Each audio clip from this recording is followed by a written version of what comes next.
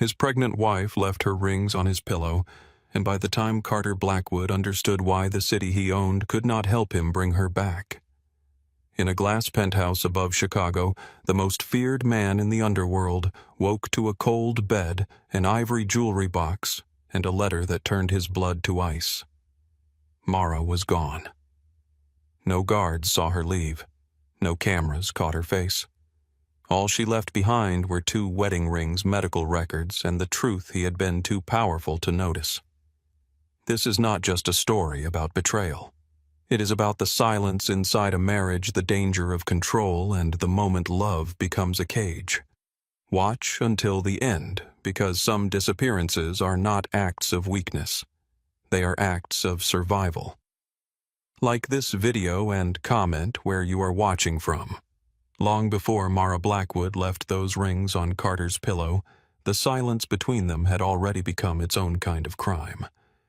Chicago knew Carter Blackwood as a man who never had to repeat himself. His name moved through the city before he did, carried in the mouths of judges, aldermen, union bosses, contractors, bankers, and men who wore $1,000 coats over hearts that beat faster whenever his black sedan pulled to the curb.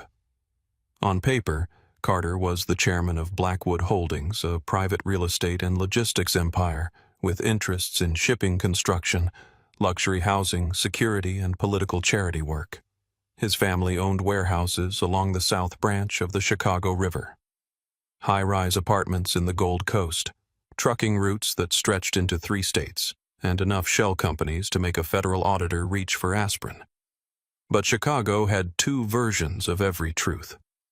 The public version said Carter Blackwood was a businessman, a philanthropist, a disciplined, elegant man who donated to children's hospitals, funded police memorial dinners, and shook hands with governors beneath camera flashes.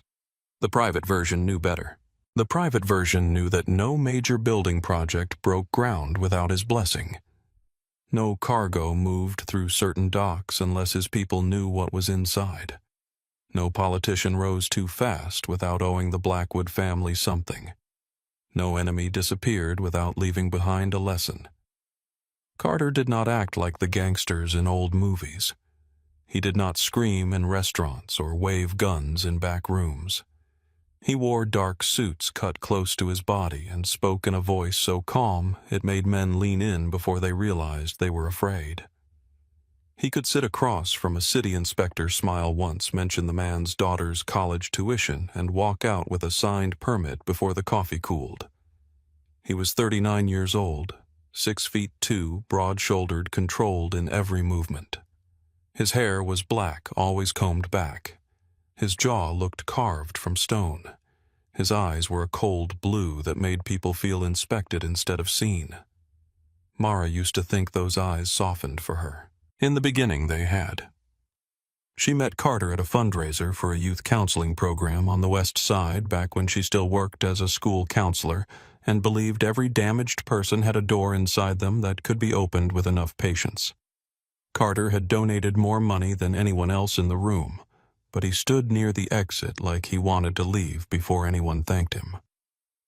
Mara had not known who he really was then. Not fully.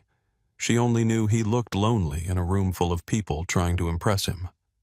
He caught her staring and raised one eyebrow. "Do I owe you money?" he asked. She should have been intimidated. Everyone else was. Instead, she smiled. "No, you just look like you're counting how many exits this place has." For one strange second, Carter Blackwood looked surprised. Then he laughed. Not politely, not for show. A real laugh, low and unexpected, as if it had escaped before he could stop it. "There are 6, he said. "Of course there are." "And you?" "I'm counting how many people here care about the kids after the cameras leave." His smile faded, not in anger, but in interest. "That number is lower." "Usually is." He watched her for a moment. "What is your name, Mara Whitman?" "Mara Whitman," he repeated, as though testing how it sounded in his mouth. "You always talk to strangers like that. Only the ones who look like they need it." That was how it began. Not with roses or diamonds or grand declarations. with a conversation beside a hotel exit while champagne glasses chimed across the room. He asked her about her work. She asked him why a man like him gave money to a counseling program. He said something about tax benefits. She told him that was a boring lie. He looked at her like no one had spoken to him plainly in years. 2 weeks later, he sent a check large enough to keep the program open for another year. No note, just the check. Mara called his office to thank him. His assistant said he was unavailable. Carter called back himself 7 minutes later. "I thought important men let assistants handle gratitude," Mara said. "I'm not important." Another boring lie. There was that quiet laugh again. For a while, Carter was not the man Chicago feared, at least not with her. He was the man who stood in the rain outside her apartment because she had mentioned being afraid of thunderstorms as a child, and he wanted to make sure she was not alone. He was the man who learned she hated lilies because they smelled like funeral homes, so he filled her kitchen with white tulips instead. He was the man who took her to Savannah for 3 days and bought her a carved ivory jewelry box from an old shop near the river because she paused too long in front of it. "You like it," he said. "It's too expensive." "That was not what I said." She turned it over in her hands, tracing the carved roses on the lid. "My grandmother had one like this. She kept letters in it. Then keep mine in this one. You don't write letters. I might start." He did, for a month. Short notes mostly, one on her pillow, one tucked inside her coat pocket, one sent with coffee to her office. "I passed the school today and thought of you. I do not like sharing you with anyone, including your students, but I am trying to be noble. You looked tired this morning. Eat something that is not coffee. They were not poetry, but they were his. Mara kept every one. She married him 8 months later. People called it fast. They said she did not know what she was stepping into. Maybe they were right. Maybe love had made her arrogant enough to believe she could stand beside a man like Carter and remind him he was still human. Their wedding took place at a private estate on Lake Michigan with white roses, armed security hidden among the staff, and Chicago's most dangerous men pretending to be respectable under soft summer light. Carter held her hands at the altar as if they were the only real things in the world. "I will protect you," he whispered before the priest began. Mara whispered back, "I do not need to be owned, Carter." His eyes softened. "I know the difference." For a while she believed him. The first year was not easy, but it was alive. Carter worked too much, but he came home. He listened even when he did not understand. He sat with her on the kitchen floor at 2 in the morning, eating takeout because she hated the formal dining room. He let her drag him to small neighborhood restaurants where nobody recognized him, or if they did, they had the good sense to pretend otherwise. Mara learned the rules of his world slowly. Never ask certain questions in front of certain men. Never answer a call from an unknown number. Never stand near windows during tense meetings. Never trust a politician who smiled with all his teeth. Never mistake silence for peace. She also learned that Carter carried his family name like a chain under his shirt. He rarely spoke about his father, Donovan Blackwood, but his presence hung over everything.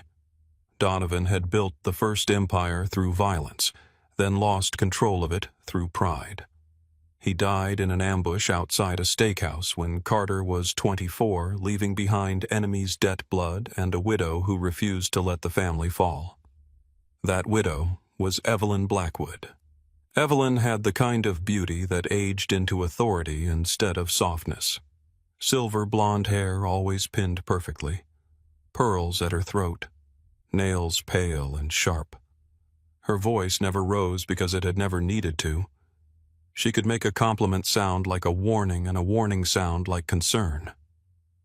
At the wedding, she kissed Mara's cheek and said, "Welcome to the family, dear. I hope you understand what a privilege that is." Mara smiled because she had been raised to be polite. "I understand what a responsibility it is." Evelyn's smile paused for half a heartbeat. "Yes," she said. We will see.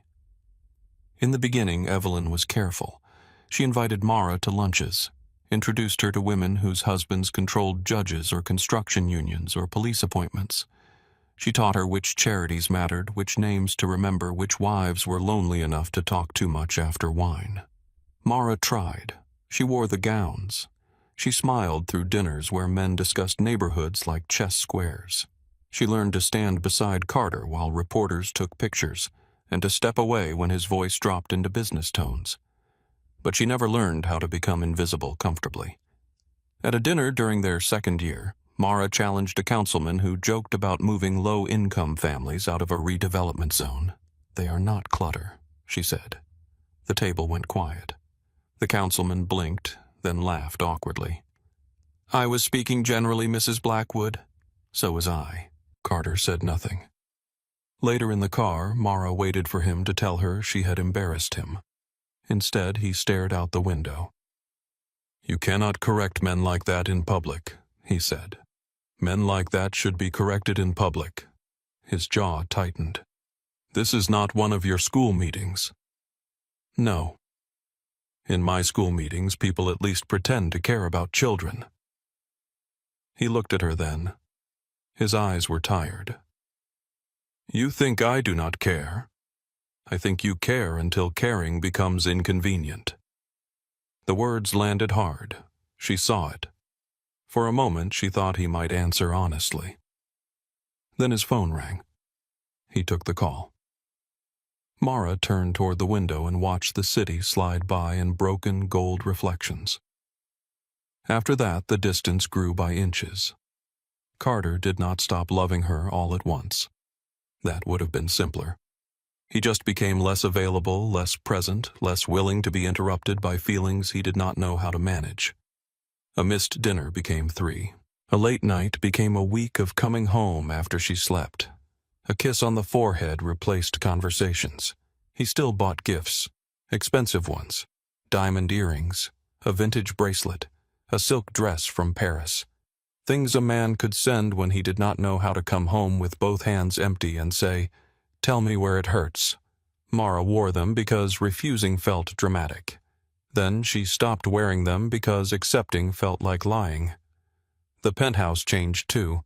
It had always been beautiful, but now it felt staged. Glass walls overlooking the city, marble floors, sculptures chosen by decorators. A kitchen large enough for a family that never gathered there. Staff who moved quietly. Security outside the private elevator. Carter's study locked more often than not. Mara began waking before dawn just to sit in the living room when the city was still dark. She would wrap herself in a blanket, hold a cup of tea, and watch headlights move along Lakeshore Drive like tiny lives escaping somewhere.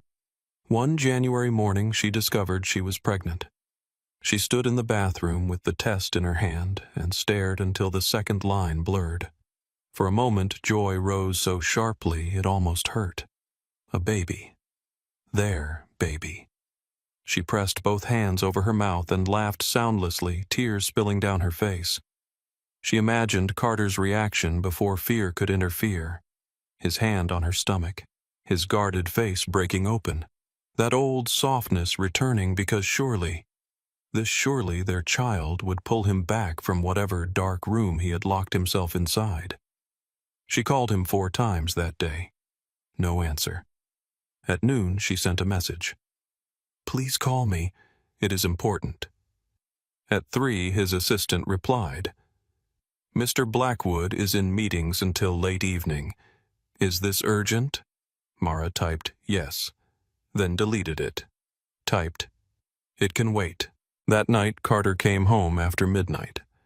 Mara had fallen asleep on the couch with a blanket over her legs and one hand resting on her stomach. He did not wake her. In the morning, she found his suit jacket hanging in the study and a coffee cup half full on his desk. He had already left. She told herself there would be another moment. There had to be. But moments became things Evelyn learned how to steal. Evelyn noticed the changes first. The untouched wine, the paleness, the way Mara sometimes pressed a hand to her abdomen when she thought no one was watching. At Sunday lunch in the penthouse, Evelyn studied her across the table. "You are not drinking." Mara looked at her glass. "I have a headache." "You have had many headaches lately." Carter was reading something on his phone. Mara said, "I am tired." Evelyn smiled. "You are always tired, dear." Carter looked up then, but not at Mara. At his mother. "She has been under stress." Evelyn folded her napkin. "Stress is part of this family. One either grows into it or collapses under it." Mara felt heat rise in her throat. "I am not collapsing." "No, of course not." Evelyn's voice softened in the way that made Mara's skin crawl. "I only worry that Carter has enough weight on him without carrying yours too." Carter said, "Mother." It was not a defense. It was a warning to change the subject. Evelyn obeyed because she had already made her point. Later, Mara found Carter in the bedroom adjusting his cufflinks. "She hates me," Mara said. He sighed. "She does not hate you. You know she does. My mother respects strength." Mara stared at his reflection in the mirror. "And you think I am weak?" His hands paused. "I did not say that. You did not have to." He turned around, impatience flickering across his face. "Mara, I have a riverfront deal, collapsing a senator threatening to back out, and 3 men in my organization testing boundaries because they think I am distracted. I cannot do this right now. Do what this." He gestured between them, not cruelly but carelessly, as if her pain were another meeting on a crowded schedule. Every conversation cannot become an emotional trial. She stepped back. The words entered quietly like a blade between ribs. "I needed 5 minutes from my husband." His expression changed, but his phone rang before he answered. He looked down. Mara already knew who mattered more. "Take it," she said. He did. By the time her pregnancy reached the 4th month, Mara's body began betraying her. Morning sickness lasted all day. Her ankles swelled. Her chest tightened after climbing stairs. Some afternoons she had to sit on the bathroom floor and breathe through dizziness while the city blurred beyond the glass. "Doctor." Allison Reed became increasingly blunt. "Mara, your blood pressure is too high." "I know. Your cardiac markers are concerning." Mara looked at the ultrasound screen where her daughter moved like a small secret miracle. "Is she okay?" "For now." "But you are not. You need rest monitoring and support. Real support." Mara laughed softly. "What if support is not available?" Dr. Reed removed her glasses. "Then we create it. I need to speak with your husband." "No. Mara. No." "Does he know?" Mara looked away. The silence answered. Dr. Reed's voice gentled. "You cannot carry a high-risk pregnancy and a broken marriage at the same time." Mara placed a hand over her stomach. "I am not trying to carry the marriage anymore." But she was, in ways she did not admit. She still left messages, still waited up, still watched Carter across rooms and searched for the man who bought an ivory box in Savannah and wrote awkward little notes because he was trying. Evelyn made sure that man stayed buried. She visited Carter at his office more often. She came with reports, gossip warnings, whispers shaped like wisdom. One evening, Mara arrived unexpectedly at Blackwood Tower with a sonogram picture folded in her purse. She had decided that was enough. No more waiting for the perfect moment.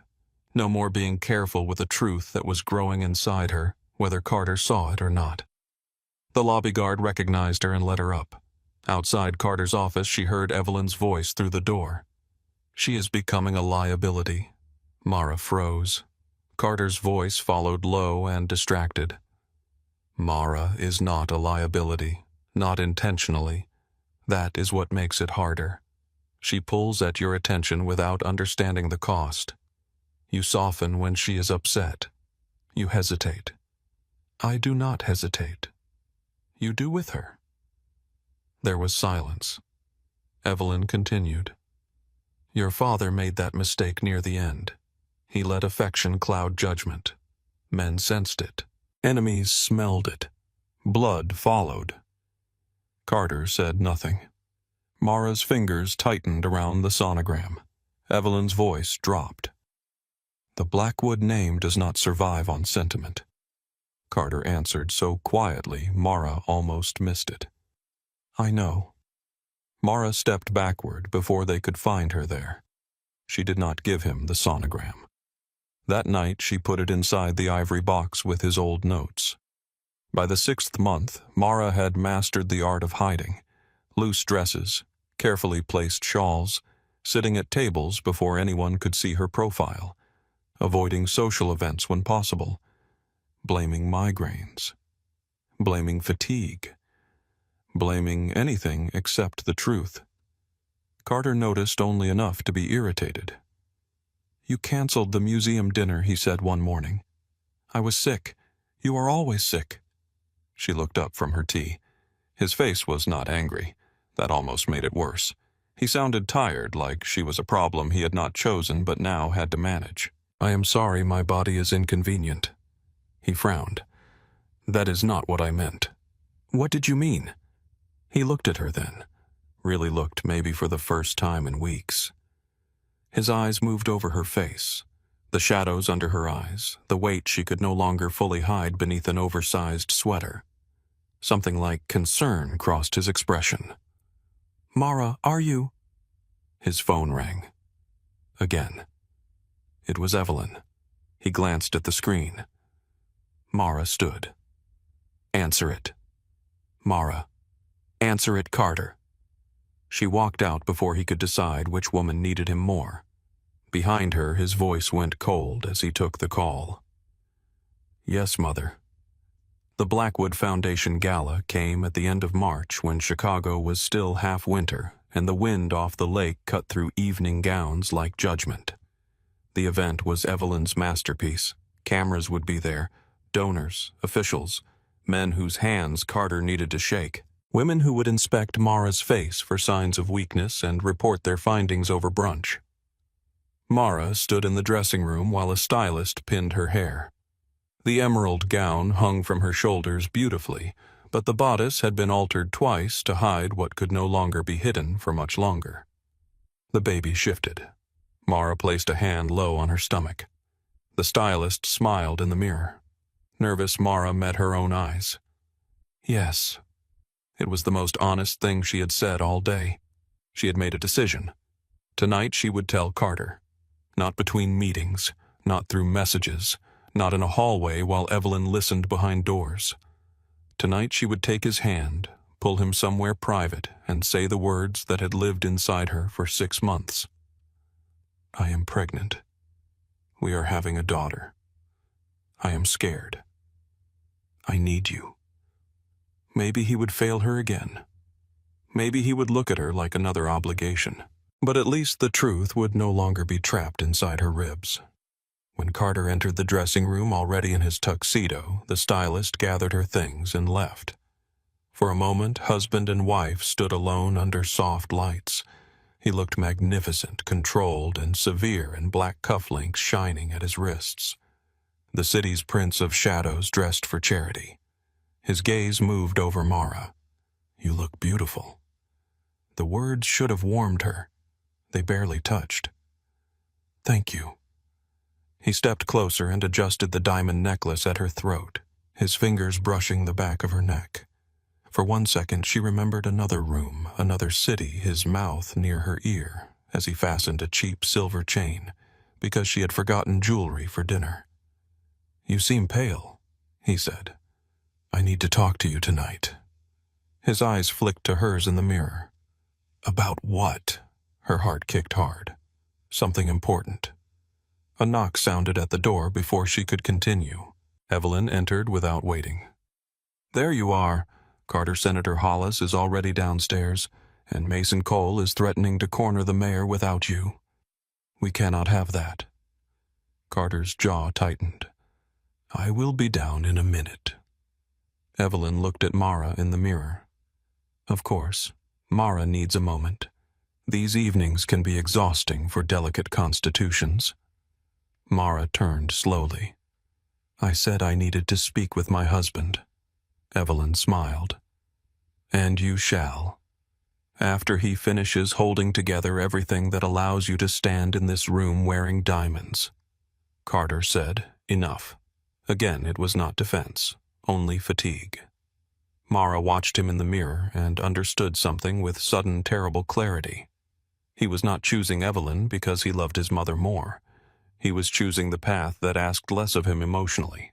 A business crisis he could solve. A political problem he could pressure. A crying wife with a secret, a dying hope and a child beneath her heart required a kind of courage Carter Blackwood had never learned. He touched Mara's shoulder. We will talk after the speeches. She nodded because there was nothing else to do. Carter left with Evelyn. Mara stood alone in the dressing room, one hand on the child he still did not know existed, listening to the muffled sound of applause rising from the ballroom below. Then she wiped the corner of her eye before it could ruin her makeup, lifted her chin, and followed them down into the glittering room where every smile had teeth. The ballroom of the Palmer House Hotel looked like a cathedral built for power. Gold light poured from chandeliers high above the marble floor. White roses climbed the columns in careful spirals. Crystal glasses caught the glow and scattered it over black tuxedos, silk gowns, diamond throats, and faces that knew how to smile without revealing a single honest thought. Mara stepped through the double doors with Carter at her side. For the cameras, he placed his hand at the small of her back. For the crowd, she smiled. For herself, she breathed slowly and counted the distance to the nearest chair. The emerald gown was beautiful, but beauty had weight. The fabric pressed against her ribs. Her shoes pinched. Her heart worked too hard beneath her skin. Every few minutes the baby shifted low inside her, a quiet reminder that there was one person in the room who belonged only to her. Carter leaned down. You all right? It was such a small question. So late. So close to what she had needed for months. Mara looked up at him. For a breath, she almost told him right there. No private room. No perfect timing. No careful words. Just the truth in the middle of the noise. Carter, I am pregnant. But Senator Grant Hollis appeared with a glass of bourbon and a smile too wide to be sober. Blackwood, he said, spreading both arms as though he had not spent the last month begging Carter's people to rescue his riverfront bill. There he is, the man of the hour. Carter's hand left Mara's back.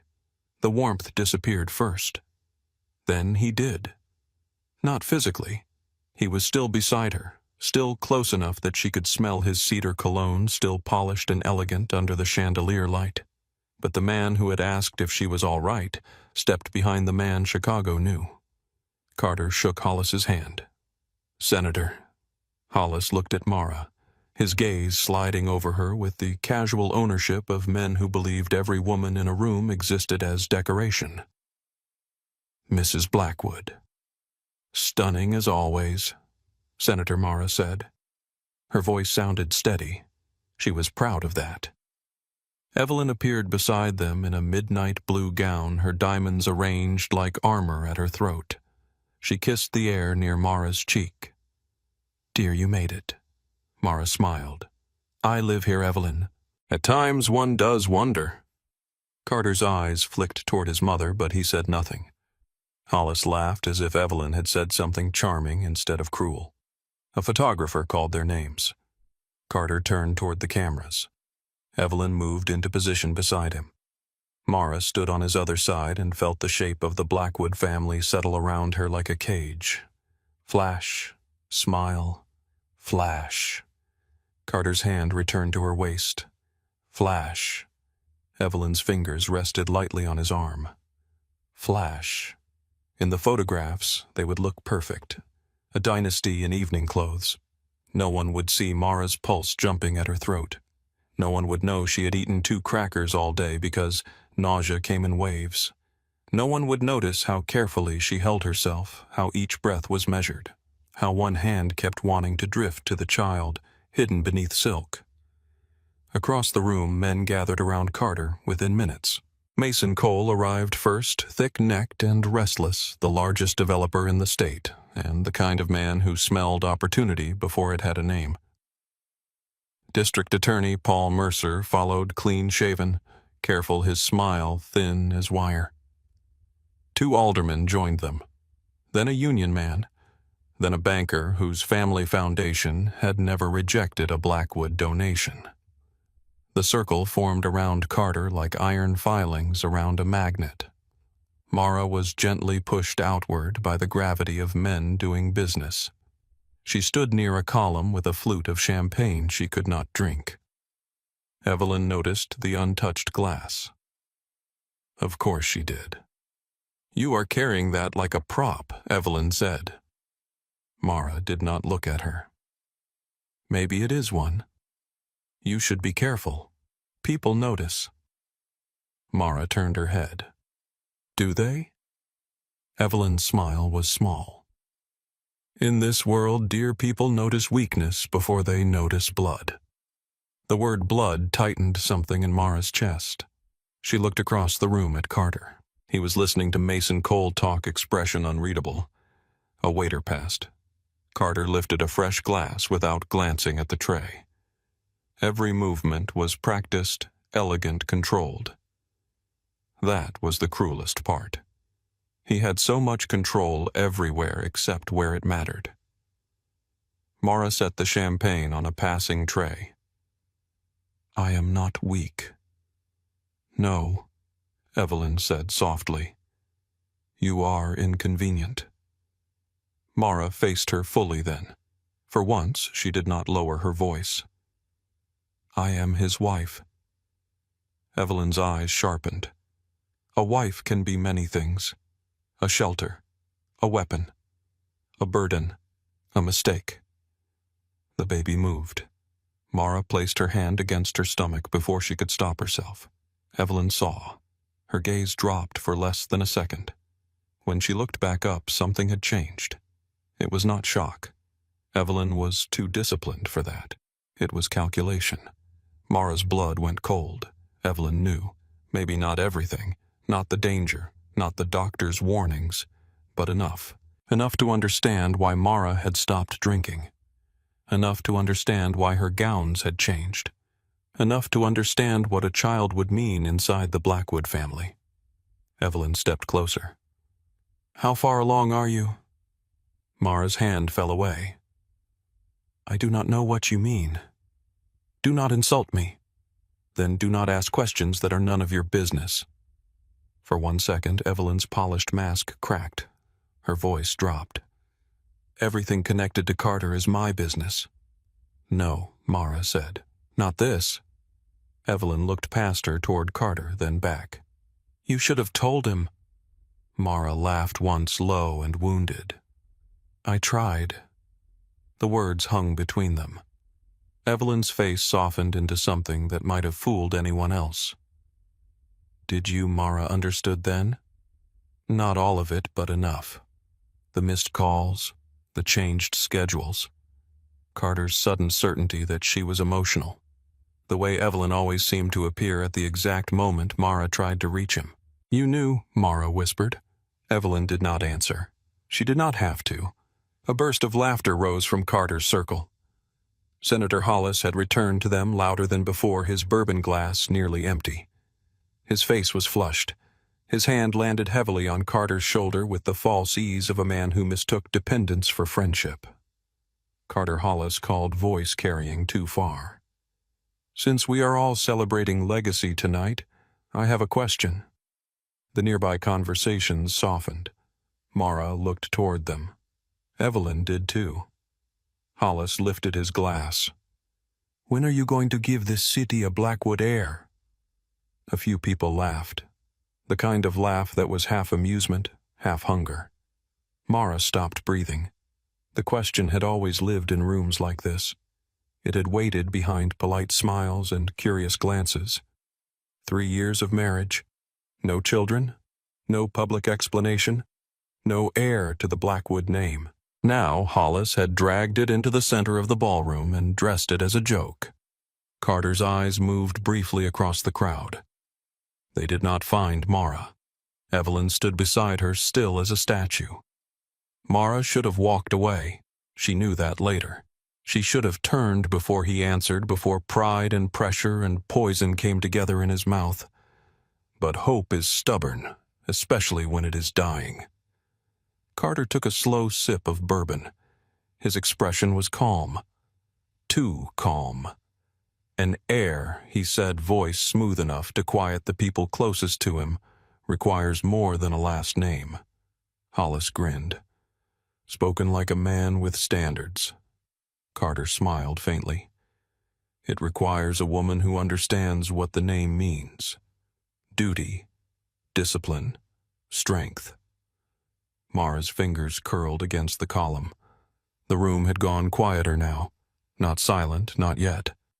But listening. Carter continued. A Blackwood child would inherit more than money, more than property, more than a seat at polished tables. That child would inherit pressure most people in this room could not survive. Mason Cole nodded as if Carter were discussing a business model. Carter looked down at his glass. So yes, senator and heir matters, but an heir requires a mother strong enough to carry the weight of this family. The first crack opened inside Mara. Evelyn did not move, but Mara felt her satisfaction like a hand on the back of her neck. Hollis, sensing danger, but too drunk to retreat, chuckled. Well, Mrs. Blackwood looks plenty strong to me. Some laughter returned, nervous this time. Carter's mouth tightened. Mara is beautiful, he said. For a heartbeat, the word almost saved him. Then he destroyed it. But beauty is not strength. The silence finally landed. Mara stared at him. Carter was not shouting. That would have been easier to hate. He was measured, controlled, publicly reasonable. A man offering a sober assessment in a room that respected sober assessments. She has struggled with the demands of this life, he said. The events, the expectations, the pressure. Some people are made for ordinary tenderness. Quiet rooms, simple lives. His eyes drifted toward the crowd, not her. But the Blackwood name has never been ordinary. Mara felt heat rise behind her eyes. She would not cry. Not here. Not for them. Carter's voice softened, and that made it worse. I will not bring a child into this family until I know that child will be raised by someone who understands legacy is not a feeling. It is a responsibility. A woman nearby looked at the floor. Paul Mercer cleared his throat. Hollis's smile faded. Even Mason Cole seemed to understand that the joke had become something uglier. But Carter did not stop. Maybe because stopping would require him to look for the person he was cutting open. Maybe because some part of him knew she was there and chose performance anyway. What I cannot afford, Carter said, is sentiment dressed as partnership. Fragility mistaken for grace. A wife who becomes exhausted by the very world she agreed to enter. Mara's chest tightened. The baby kicked hard as if startled by her mother's pain. Carter set his glass down on a passing tray. The Blackwood name needs strength, not sentiment. No one laughed. The ballroom noise returned slowly, awkwardly, like people stepping around broken glass. Hollis muttered something about the Riverfront Committee. Mason Cole changed the subject. Paul Mercer asked about zoning. Men moved on because men like that always knew how to move on from pain that was not theirs.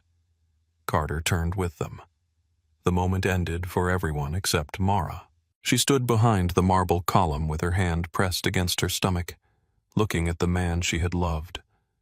The father of the child inside her, the husband who had just declared her unworthy in a room full of people who would repeat it before midnight. Evelyn leaned close enough that only Mara could hear. You should go home, dear. You look unwell. Mara turned her head slowly. Evelyn's smile was perfect. That smile finished what Carter had started. Mara did not speak. If she opened her mouth, she might scream. If she screamed, they would call her unstable. If she cried, they would call her weak. If she begged Carter to look at her, they would call her desperate. So she did the one thing no one in that room expected. She left with dignity. One step, then another. Her head high, her face calm, her hand no longer on her stomach. The emerald gown whispered around her legs as she crossed the ballroom. A few people glanced over. Some recognized that something had happened, but not enough to interfere. Carter did not see her go. Or maybe he did. Maybe some part of him felt the air change and ignored it. At the coat room, a young attendant hurried to bring her wrap. "Mrs. Blackwood, your driver, I will call him." Her voice was steady. Outside, the Chicago night hit her like ice. The hotel awning glistened with rain. Black cars lined the curb. Security men watched the street. The city smelled of wet pavement exhaust and lake wind. Louise stepped forward from the lead car. Mrs. Blackwood Mara looked at him. Louise had driven her for 2 years. He had seen her wait outside Carter's office. He had seen her leave charity dinners early. He had seen more than he ever mentioned. "Take me to Oak Street," she said. His eyes flicked toward the hotel doors. Mr. Blackwood said the penthouse after the gala. Mara slid into the back seat. "Mr. Blackwood is mistaken." Louise closed the door. The car pulled away. For the first few blocks, Mara sat perfectly still. Her reflection in the dark window looked composed, elegant, untouched. Then she removed the necklace. Her fingers shook only once. The diamonds fell into her lap like cold little stars. She removed the earrings next, then the bracelet. Last, she looked at the rings. The engagement ring was heavy, ridiculous, brilliant. Carter had chosen it because men like him did not understand moderation when they were afraid of not being enough. The wedding band beneath it was simple platinum engraved inside with words she had not read in months. No fear. Just us. Mara twisted the rings from her finger. The skin beneath them was pale. She looked at the mark they left and felt something in her go quiet. Not numb, clear. At the Oak Street apartment, she used the code Carter had given her years ago, back when safe houses felt romantic because she did not yet understand why a husband needed so many places no one knew about. The apartment smelled closed up, leather furniture, dark wood, a bar cart untouched in the corner, a view of the city from the 21st floor. Mara turned on one lamp. That was enough. She moved quickly because if she stopped, grief would catch her. In the bedroom closet, she found a suitcase. She packed clothes that belonged to the woman she had been before Blackwood stylists and charity boards and jewelry locked her into a roll. Jeans, plain sweaters, a wool coat, sneakers, cotton shirts soft enough for hospital rooms. From her purse, she took the sonogram picture. For a long time, she stood holding it. The tiny shape on the paper looked impossible. A life no larger than hope curled inside danger. "I am sorry," she whispered. "Not to Carter. To the baby. I should have left sooner." She packed her medical records next. Every report Dr. Reed had given her. Blood pressure warnings, cardiac strain notes, specialist referrals. The page where the doctor had written that immediate rest was strongly advised. The page Mara had folded and unfolded until the corners wore soft. Then the journals. 3 years of trying to understand when love began to starve. She had written because speaking had failed her. She had written about the first missed dinner. The first time Evelyn called her delicate. The first night Carter slept in his study after an argument and never came to bed. The first voicemail she suspected had been deleted, the day she found out she was pregnant. The appointment where Dr. Reed warned her she might not survive delivery. She added the flash drive. It held the recording she had made 3 weeks earlier, not because she wanted revenge, but because she had started to fear she was losing her mind. Evelyn's voice, Carter's silence, then Carter's agreement. Maybe you are right. Mara had listened to those 4 words once and then never again. She placed everything on the desk. At midnight, she began to write. First the letter to Carter. Not because he deserved one, because one day when anger cooled into history, her daughter might ask why her mother left. Mara wanted the truth to exist somewhere beyond rumor. Carter, by the time you read this, I will be gone. I am not leaving because of one sentence. I am leaving because tonight you finally said aloud what your silence has been teaching me for months. You do not see me. I stood 20 feet away from you while you told a room full of strangers that I was weak. You said an heir requires strength. You said a Blackwood child deserves a mother who understands legacy. I was standing there carrying your daughter. 6 months. A girl. She moves when I drink cold water. She gets restless when music is too loud. She is stubborn. I think she gets that from both of us. You would know these things if you had answered my calls, if you had looked at me across breakfast, if you had noticed I stopped drinking wine, if you had asked why I was always tired and stayed long enough to hear the answer. My heart is failing, Carter. The doctors say this pregnancy is dangerous. They say I need rest and monitoring and support. They say delivery may kill me. I tried to tell you. I tried until trying became another way to break myself. She stopped writing then. Her vision blurred. She pressed the heel of her hand against her chest and waited for the tightness to pass. When it did, she continued. I loved you. That is the worst part. I loved the man who bought me the ivory box in Savannah. I loved the man who wrote me notes because speaking gently embarrassed him. I loved the man who promised he knew the difference between protection and ownership. I do not know where that man went. Maybe your mother buried him under the word legacy. Maybe Chicago did. Maybe you did. But I cannot keep dying in the hope that he will come back. She folded the letter carefully.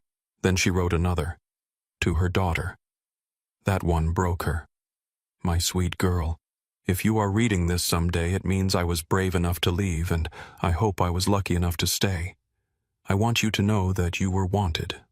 Not as an heir, not as proof, not as a Blackwood. You were wanted as yourself before I ever saw your face.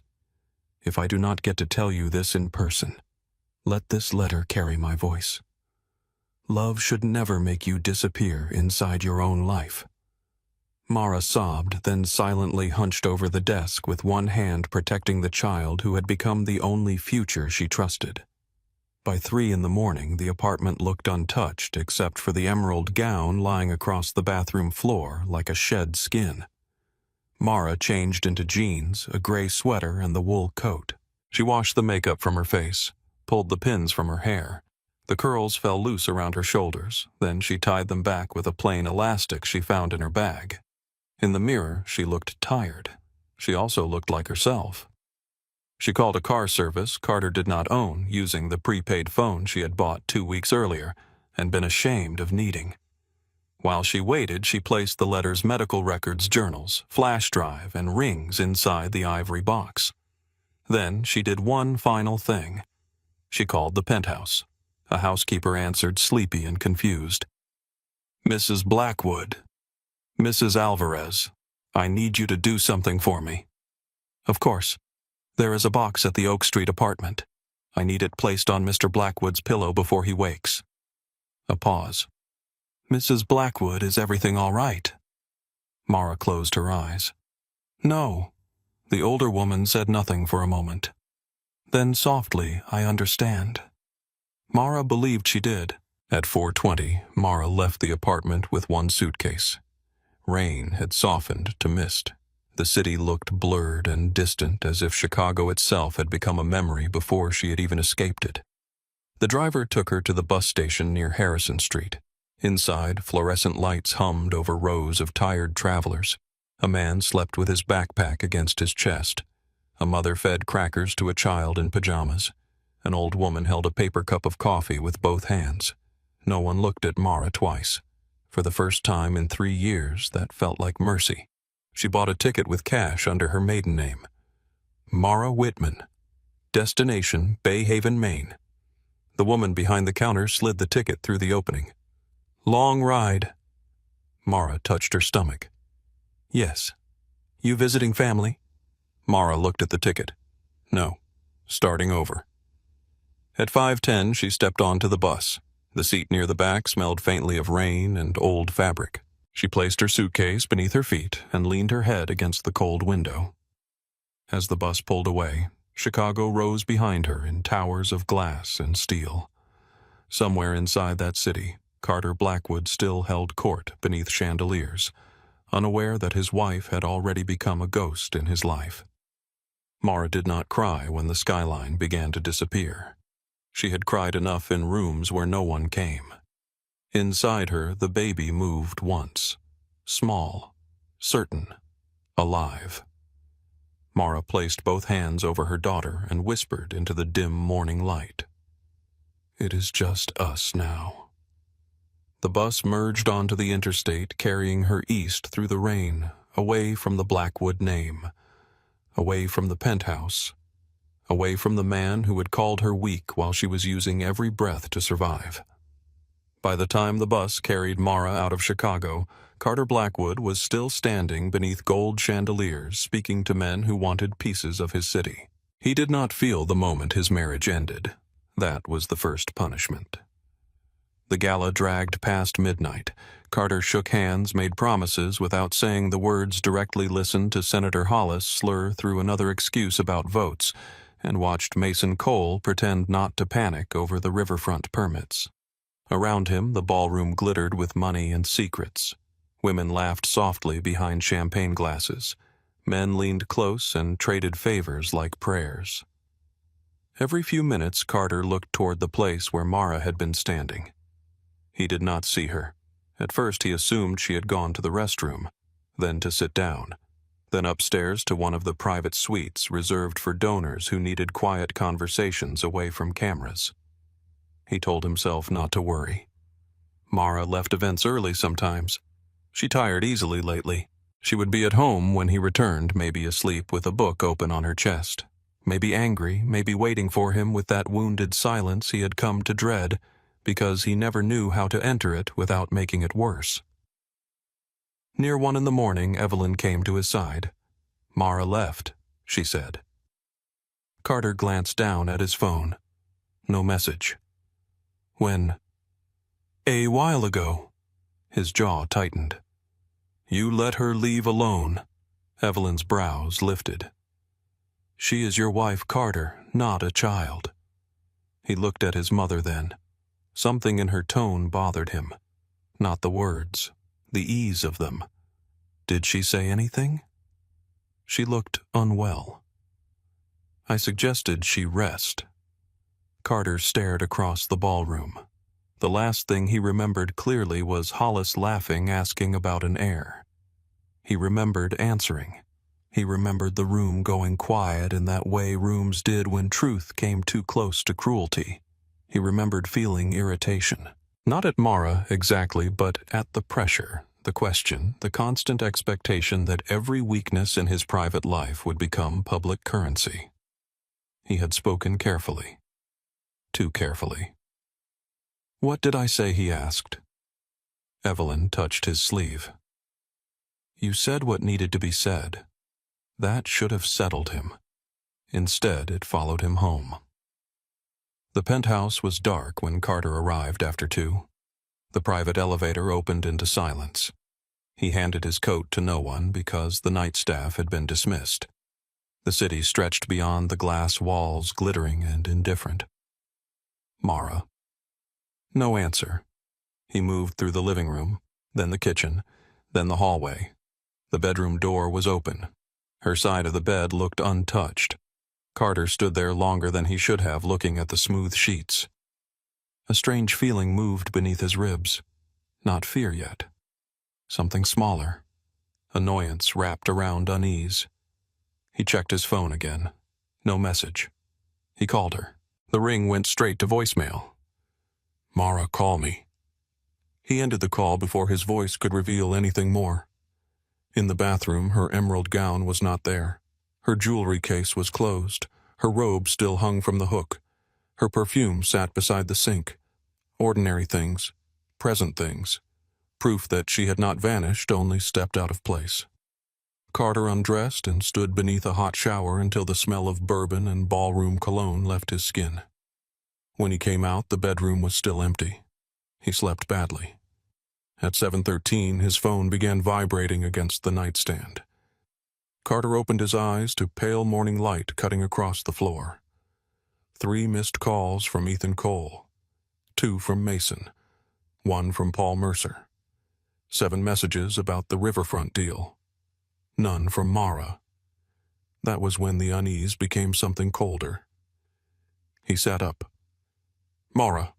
The apartment answered with silence. He rose, pulling on a robe, and searched again. This time he opened doors. Her dressing room, the guest suite, the library, the terrace, his study. Every room looked staged, polished, dead. When he returned to the bedroom, he saw the box. It sat on his pillow. Ivory, carved roses, a memory from Savannah. For a moment he simply stared at it. He remembered the little shop near the river Mara laughing because he had offered to buy half the store when she only wanted the box. He remembered the heat that day, the way her hair had curled at her temples, the way she had looked at him as if he were still capable of becoming good. Carter picked up the box. It felt heavier than it should have. Inside were her rings. The engagement ring flashed under the morning light like an accusation.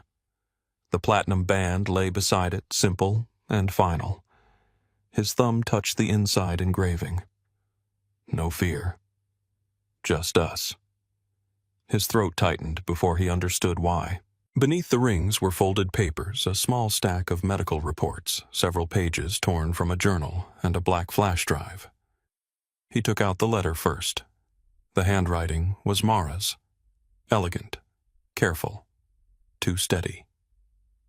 Carter. By the time you read this, I will be gone. I am not leaving because of one sentence. I am leaving because tonight you finally said aloud what your silence has been teaching me for months. You do not see me. He stopped. The bedroom seemed to tilt slightly, not enough to make him fall, just enough to make the world unreliable. He kept reading. I stood 20 feet away from you while you told a room full of strangers that I was weak. You said an heir requires strength. You said a Blackwood child deserves a mother who understands legacy. I was standing there carrying your daughter. 6 months, a girl. The letter slipped in his fingers. Carter stared at the words until they lost shape and became only impact. Your daughter. 6 months. A girl. He sat down on the edge of the bed. Air moved in and out of his lungs, but it did not feel like breathing. Mara was pregnant. Mara had been pregnant through dinners, through silences, through his mother's comments, through his absence, through all the mornings he had walked past her with a phone in his hand.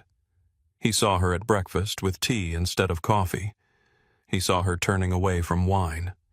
He saw her hand resting low against her stomach, a gesture so small he had dismissed it before noticing what it meant. He had not seen because seeing would have required stopping. Carter reached for the medical records. The first page was from Dr. Allison Reed. The second, from a maternal heart specialist. The words were clinical, precise, merciless. High-risk pregnancy. Elevated blood pressure. Cardiac strain. Immediate rest recommended. Stress reduction essential. Close monitoring required. Possible fatal complications during delivery. He flipped pages too quickly, then forced himself to slow down. His hands had never shaken in a room full of armed men. They shook now. One note had been circled in blue ink. Patient reports. Husband is unavailable and unaware of pregnancy. Patient advised to inform spouse or support person immediately due to severity of condition. Patient became tearful and stated, "He does not have time for women's problems." Carter read that line once, then again, then a third time. He heard his own voice from weeks ago. I cannot do this right now. Every conversation cannot become an emotional trial. He stood abruptly as if movement could stop memory from entering him. It did not. The journals waited. He opened one page. January 14th. I found out today. I am pregnant. I thought Joy would feel louder. Instead, I stood in the bathroom holding the test and wondering how to tell a man who has forgotten how to come home. Another page. February 3rd. Evelyn said Carter needs strength around him, not fragility. He did not defend me. He said my name like a warning to her, not like protection for me. I think that hurt more than if he had agreed. Another. March 9th. I left 4 voicemails. Later, they were gone from his phone. Evelyn saw me notice. She smiled. I am starting to think I am not losing him. I am being removed. Carter's chest tightened with each page. March 28th. The baby moved during breakfast. Carter sat across from me reading messages. I wanted to tell him. I almost did.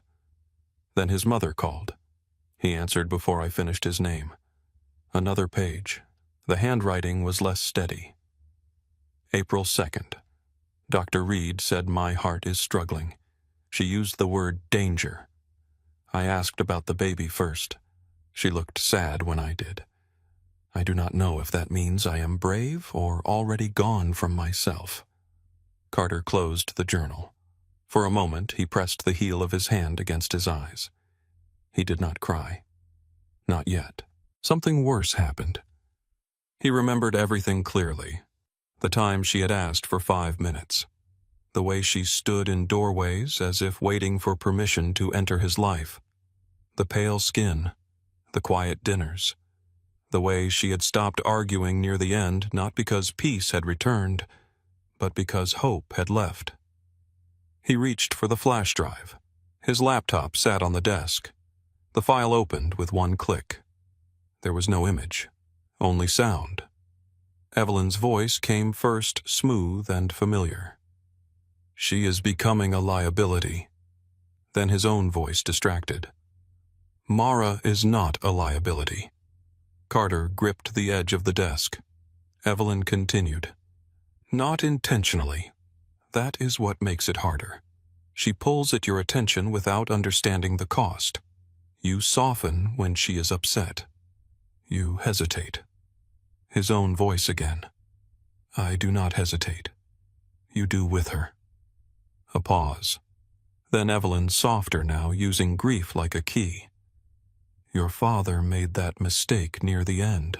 He let affection cloud judgment. Men sensed it. Enemies smelled it. Blood followed. Carter remembered the office that night. The riverfront files. The calls. The pressure.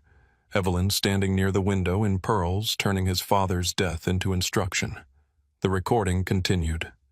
The Blackwood name does not survive on sentiment. Then his voice, low, tired, accepting. I know. The file ended. Carter sat motionless. The words did not echo. They settled. That was worse. He had said them. He had agreed. Not because Evelyn forced him. Not because someone held a gun to his head. Because part of him had wanted permission to choose distance. To call neglect discipline. To call cruelty strength. To turn his failure as a husband into loyalty to a name. His phone rang. Evelyn. Carter stared at her name until the ringing stopped. It began again immediately. He answered. Neither of them spoke for 3 seconds. Then Carter said, What did you do? Evelyn inhaled. Good morning, Carter. What did you do? Her voice cooled. I assume this is about Mara's little exit. Carter's hand closed around the phone so tightly the glass creaked. She is pregnant. Silence. It was small, but he heard it. The first real break in Evelyn Blackwood's control. She is what, 6 months? Evelyn said nothing. With my daughter. Another silence. Then she recovered. If that is true, then she concealed it for a reason. Carter closed his eyes. She tried to tell me. Carter, emotional women often rewrite events to protect themselves. I have the medical records. Records can be used. I have her journals. Mara has always been dramatic. I have the recording. This time, Evelyn did not answer. Carter opened his eyes. You knew she was trying to reach me. Evelyn's voice sharpened. I knew she was distracting you during a dangerous period. You deleted her messages. I managed access to you when you refused to manage it yourself. He laughed once. There was no humor in it. Managed. Yes, Evelyn said, because someone had to remember what this family requires. This family. He looked at the rings on the bed. My family is gone. She left to punish you. She left to survive me. She left because she is weak. The words moved through him like a match through gasoline. Carter's voice dropped. Say that again. Evelyn hesitated. He could almost see her standing in her townhouse, one hand near her pearls, calculating tone pressure angle. She is not suited to our world, Evelyn said carefully. A child would have made that clearer. Better this happens now than after she uses the baby to make herself untouchable. Carter went very still. Uses the baby. That is what women do when they fear losing position.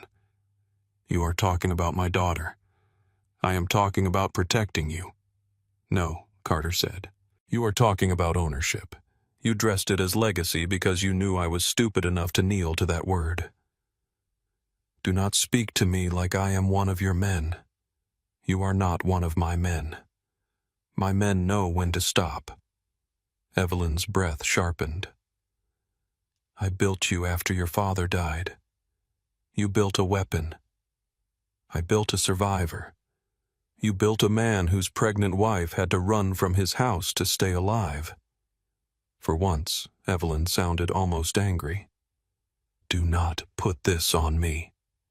You chose every word you said last night. The truth struck clean. Carter did not deny it. Yes, he said. I did. His voice became quieter. And now I am choosing this. You are removed from every board, every trust, every company, every account, every property, every advisory role connected to Blackwood Holdings. By tonight. Evelyn laughed softly. You cannot erase me. Watch me. You are emotional. The word was meant as an insult. Carter looked down at Mara's letter. Yes, he said. Finally. Evelyn's voice hardened. If you choose that girl over the family, you will lose everything. No, Mother. I already did. He ended the call. For several seconds, the room was silent. Then Carter threw the phone against the marble wall. It shattered pieces, skidding across the floor. The violence did not help. Nothing helped. He stood in the wreckage of his bedroom surrounded by proof. Rings, letters, medical records, journals, every document an indictment, every memory a witness. Then he moved.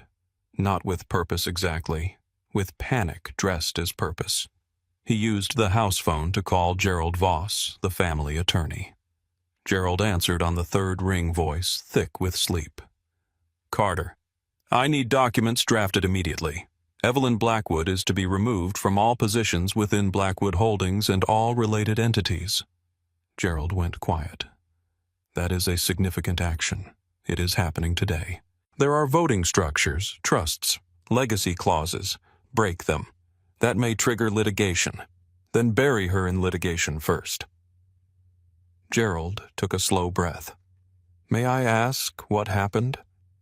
Carter looked at the ivory box. My mother destroyed my marriage while my wife was carrying my child and fighting for her life. Another silence. I will start drafting, Gerald said. Good. Carter hung up and called Ethan Cole. Ethan answered with noise behind him, engines shouting, steel hitting steel. "Boss, I have been trying to reach you. Mason is losing his mind. Hollis is asking for reassurance, and Mercer wants to know if last night changed anything. It changed everything." Ethan paused. "What does that mean?" "You are taking operational control. Of the riverfront. Of all of it." The background noise faded as Ethan moved somewhere private. "Carter, say that again." "You will handle the riverfront, the shipping contracts, the union negotiations, Mercer, Hollis, Mason, the inspectors, all of it. That is not stepping back. That is disappearing." Carter's jaw tightened. "Yes. This is about Mara." Carter picked up her wedding band. "She is 6 months pregnant." Ethan swore under his breath. "With my daughter. The pregnancy is high risk. Her heart is failing. She left last night because of what I said at the gala, and because I spent months being too blind to know she was dying beside me." Ethan said nothing for a long moment. When he spoke, his voice was different. "Where is she? I do not know yet. Yet. I am going to find her. Carter." The warning in Ethan's voice was quiet. If she ran, maybe she does not want to be found. Carter closed his eyes. "I know. Then be careful what you call love right now." That line hit harder because Ethan was not a sentimental man. Carter opened his eyes. "I need to know she is alive." And after that, Carter looked around the penthouse. The glass, the marble, the city he had mistaken for victory. "I do not know," Ethan exhaled. "I will hold Chicago as long as I can, but your mother is not going to walk away quietly. I do not care what she does. You should. A cornered Blackwood is dangerous."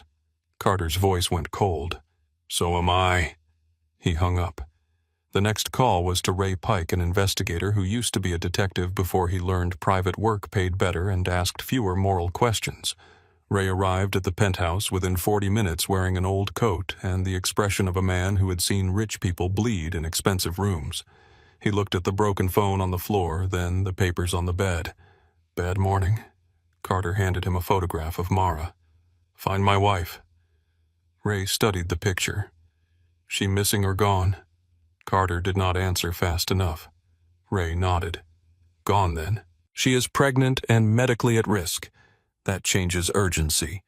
It does not change consent." Carter's eyes narrowed. Ray did not flinch. "I am not judging you. I am telling you what I see.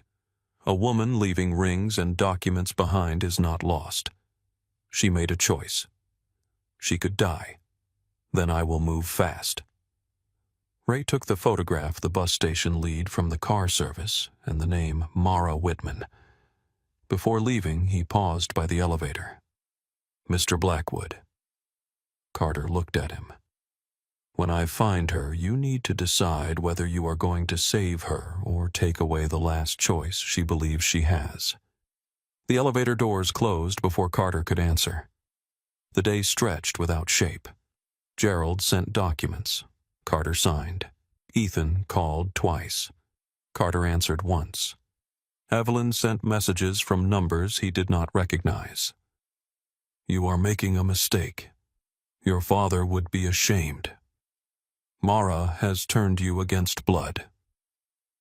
Carter deleted each one unread after the first line. By evening, Ray called. She covered her tracks better than most people with training. Carter stood by the window looking down at traffic threading through the city. Where bus out of Harrison Street. Paid cash, used Whitman, changed clothes before boarding, kept her head down. No credit cards after that.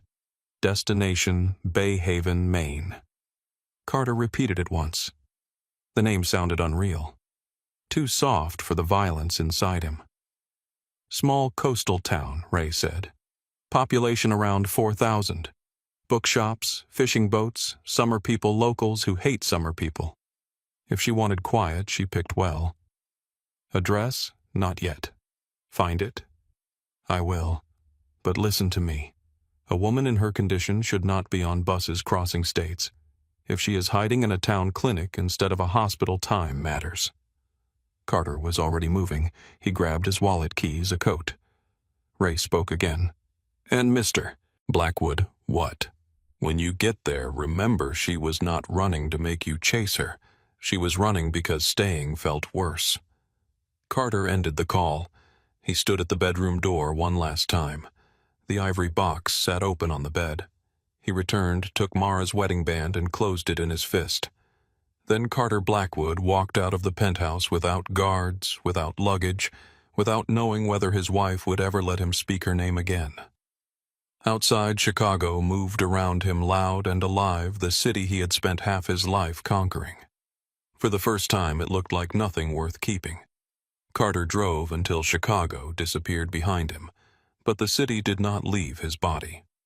It sat in his shoulders, in the tension of his hands on the wheel, in the habit of checking every mirror, every exit, every face at every gas station. By the time he reached the small airport outside the city and boarded a private flight to Portland, he had not slept in more than 30 hours. He had not eaten. He had not changed clothes. Mara's wedding band stayed in his coat pocket. Every few minutes his fingers found it there, a circle of platinum, a promise he had broken so completely that it no longer belonged on her hand. From the window of the plane, the world below changed from steel and smoke to dark water pine forests and long strips of coastline. Maine looked clean from above, cold, quiet.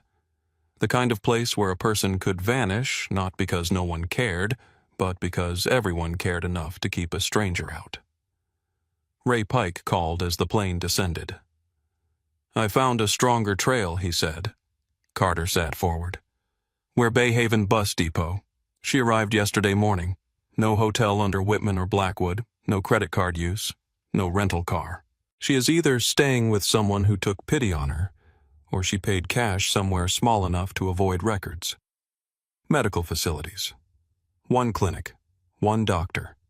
Dr. Benjamin Harper. Nearest major hospital is in Portland, almost 2 hours south by road. Longer if weather turns." Carter looked through the window at clouds gathering over the coast. "Find an address." "I am trying." "Try faster." Ray went quiet for a beat. "You know most men sound angry when they are scared." Carter closed his eyes. "I am angry." "No," Ray said. "You are terrified. There is a difference." Carter ended the call because there was no argument worth making. By late afternoon, he was driving north in a rented black SUV, though the vehicle felt wrong without his own security team behind him. The coastal road curved between stands of pine and sudden glimpses of gray ocean. Waves struck black rocks in bursts of white. Small houses sat back from the road with boats in yards, porch lights glowing against the early dark. Bay Haven appeared at dusk. It did not announce itself. There was no skyline, no tower, no steel bridge glittering with traffic. Just a wooden sign near the road weathered by salt and wind. "Welcome to Bay Haven. Population 4,118. Carter slowed as he entered town. Main Street ran down toward the harbor lined with old brick storefronts, a pharmacy, a hardware store, a diner with red neon in the window, and a bookstore with a hand-painted sign that read, "Harbor and Pine Books." Fishing boats rocked beyond the docks. Gulls cried overhead. The air smelled like salt diesel wet rope and wood smoke. It was painfully ordinary. That made it feel dangerous. In Chicago, Carter knew where power lived. He knew which rooms mattered, which names opened doors, which men could be bought, and which had to be broken. In Bay Haven, a woman sweeping the sidewalk could ruin him simply by refusing to answer a question. He parked outside the diner. The sign above the door read Mabel's, though the paint was cracked, and the letter M leaned slightly to the left. When Carter stepped inside, the bell over the door rang once. Every conversation stopped. A man in a knit cap looked up from a plate of meatloaf. An older couple paused over their coffee. A teenage boy behind the counter turned from the pie case. Somewhere in the kitchen a pan hissed, but even that sound seemed to lower itself. Carter understood the mistake immediately. He had removed the suit jacket in the car, but nothing else about him belonged here. Not the watch, not the shoes, not the way he stood with his back near a wall and his eyes measuring everyone before they could measure him. A woman behind the counter wiped her hands on a towel. She was in her 50s with dark hair threaded with silver and a face that looked kind until it decided not to be. "Coffee?" she asked. "Please." Her eyes moved over him. "You passing through Carter sat at the counter." "No." She poured coffee into a thick white mug and set it in front of him. "Then you are lost." "Maybe." That was not a question. He looked at her name tag. "Nora. I am looking for someone." The diner changed temperature. No one moved, but everyone listened harder. Nora folded the towel and set it beside the coffee pot. "People who come here looking for someone usually bring trouble with them." Carter wrapped both hands around the mug. The coffee was too hot, but he welcomed the burn. "I did. At least you know." He looked toward the dark window where his reflection stared back at him like a man he would not have trusted. "My wife came here. Her name is Mara. She may be using Whitman."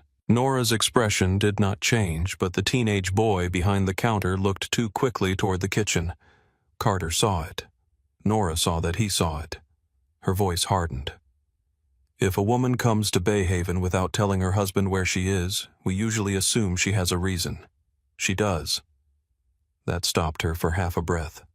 Carter continued before pride could interfere. "She left because I gave her one." A man emerged from the kitchen, broad and heavy with white hair, thick forearms, and a dish towel over one shoulder. He had the calm eyes of someone who had thrown drunk men out of his diner and regretted none of them. "Nora," he said. "He is looking for his wife," Nora said without looking away from Carter. The man stepped closer. "I am Sam Bell. Carter Blackwood." The name meant nothing to most of the room. That was a strange relief. Sam rested both hands on the counter. "You law no. You running from law not today." Sam did not smile. "You heard her?" Carter stared into the coffee. "Yes." The word settled heavily. Someone in a booth muttered under his breath. Nora's face closed further. Sam leaned in. "You come here to drag her back." "No." "You come here to scare her, no. You come here because men like you do not like losing what they think belongs to them." Carter looked up. "Yes." Nora's eyes narrowed. Carter held her gaze. "That was the first reason." "I did not understand that until someone said it to me. I told myself I needed to know she was safe." "That is true. But some part of me also could not stand that she made a choice I did not control." The diner stayed silent. His voice dropped. "I am trying not to be that man by the time I find her." Sam studied him for a long moment. "And why should we believe that you should not?" Nora blinked as if she had expected pleading. Carter took Mara's ring from his pocket and placed it on the counter. It looked small beneath his hand. "She is 6 months pregnant. I did not know. Her heart is failing. I did not know that either. She tried to tell me and I was too busy listening to everyone except her." The teenage boy looked down. Nora's expression shifted, not softening but cracking at the edges. Carter continued. "Last night in a ballroom full of people, someone asked me when I would have an heir. I said a child needed a strong mother. I said my wife was fragile, sentimental, not suited for my world." Sam's jaw tightened. "She heard you." "Yes." And she ran. She survived, Carter said, and his voice almost broke on the word. Running was the first thing she did right for herself in a long time. Nora turned away suddenly and called toward the kitchen. "Sam, call Ben. I am Sam." "Then call him faster." Sam gave her a look, but he picked up the phone mounted near the pie case. Carter did not ask who Ben was. He already knew. While they waited, Nora placed a plate in front of him. "Meatloaf, mashed potatoes, green beans. I did not order. You look like death and bad decisions. Eat. I am not hungry. I did not ask." Carter looked at the plate, then at her. For the first time in days, something inside him almost smiled. He picked up the fork. The food tasted like salt butter and punishment. He ate because Nora watched him until he did. 15 minutes later, the diner door opened again, and a man stepped inside carrying a worn leather medical bag. He was in his early 60s, tall with gray hair, a weathered face, and the kind of eyes that had delivered babies pronounced deaths and kept secrets for people who had nowhere else to put them. He looked at Carter once. "You are the husband." Carter stood. "Yes." "Ben Harper." "Is she alive?" The question left Carter before dignity could stop it. Dr. Harper's face did not change. "She is alive." Carter exhaled too hard and gripped the edge of the counter. Dr. Harper watched that too. "She is not safe." The relief died almost instantly. The doctor sat at the nearest booth and pointed to the seat across from him. Carter obeyed. It was not something he often did, but here in this diner, surrounded by people who had already chosen Mara without knowing him, obedience felt like the only honest language left. Dr. Harper opened his bag and took out a folded sheet of notes. "She came to my clinic yesterday, exhausted, dehydrated, blood pressure dangerously high, signs of cardiac strain. She had records from Chicago which were thorough and alarming. I told her she needed transfer to Portland immediately. She refused." Dr. Harper's eyes sharpened. "She said she would rather die free than be carried back into a life where she was invisible." Carter lowered his gaze. The words entered him quietly. That made them worse. Invisible. He had made a woman disappear long before she left. "Where is she?" Carter asked. Dr. Harper did not answer. Instead, he leaned back. "I need to know what you plan to do if I tell you. I plan to make sure she gets medical care." "By force?" Carter's jaw clenched. "No. By pressure, no. By money." Carter hesitated. Dr. Harper noticed. Carter forced the truth out. "I do not know how to help without using money. It is the only tool I have used for most of my life." Nora, still behind the counter, said, "Then learn another one." Carter glanced at her, then back at the doctor. "I can pay for specialists, equipment, transport, a helicopter if needed. I can bring whatever this town lacks." Dr. Harper folded his arms. "And what happens when she sees that as control? Then she will be right to question it." The doctor watched him closely. Carter swallowed. "I am not asking you to make her forgive me. I am not asking you to put in a good word. I am not asking for access to her. I am asking for the chance to make resources available without taking choices from her." Sam made a quiet sound somewhere between doubt and approval. Dr. Harper looked toward Nora, then Sam. Some silent town language passed between them. Finally, the doctor removed a card from his coat pocket and wrote on the back, "Harbor and Pine Books, apartment above it. June Calloway owns the place. Mara is staying with her." Carter took the card. His fingers felt unsteady. "Thank you." "Do not thank me," Dr. Harper said. "I am telling you because she may need emergency care at any hour, and I cannot sit at her bedside every night. June cannot carry this alone. But understand me clearly, Mr. Blackwood. If you walk into that room with ownership in your voice, she may collapse before anyone gets to help her. Stress is not dramatic language in her case. It could kill her. Carter nodded. I understand. No, Dr. Harper said. You heard me. I am not sure you understand. Carter looked at Mara's ring in his palm. Then I will act like I do until I learn. Dr. Harper stood. One more thing. This town protects its own fast. She became ours the moment she arrived, shaking and trying not to ask for help. If you hurt her again, your money will not matter here. Carter believed him. That was another strange relief. He left the diner after paying for a meal he barely tasted. Outside, the wind off the harbor cut through his coat. Main Street had gone dark except for pools of amber light beneath storefront awnings. The bookstore was 2 blocks down, just as Ray had described, though no report could have captured the warm glow in its windows or the way old books crowded the display beside jars of sea glass. Harbor and pine books. The sign swung softly in the wind. A lamp burned in the apartment upstairs. Carter stood on the sidewalk and looked at that light. Mara was there. After days of fear, after roads and planes and shattered phones and documents signed with a hand that would not stop shaking, she was just up those stairs. He could cross the street, knock, say her name.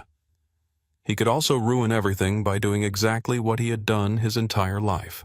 Move fast, take control.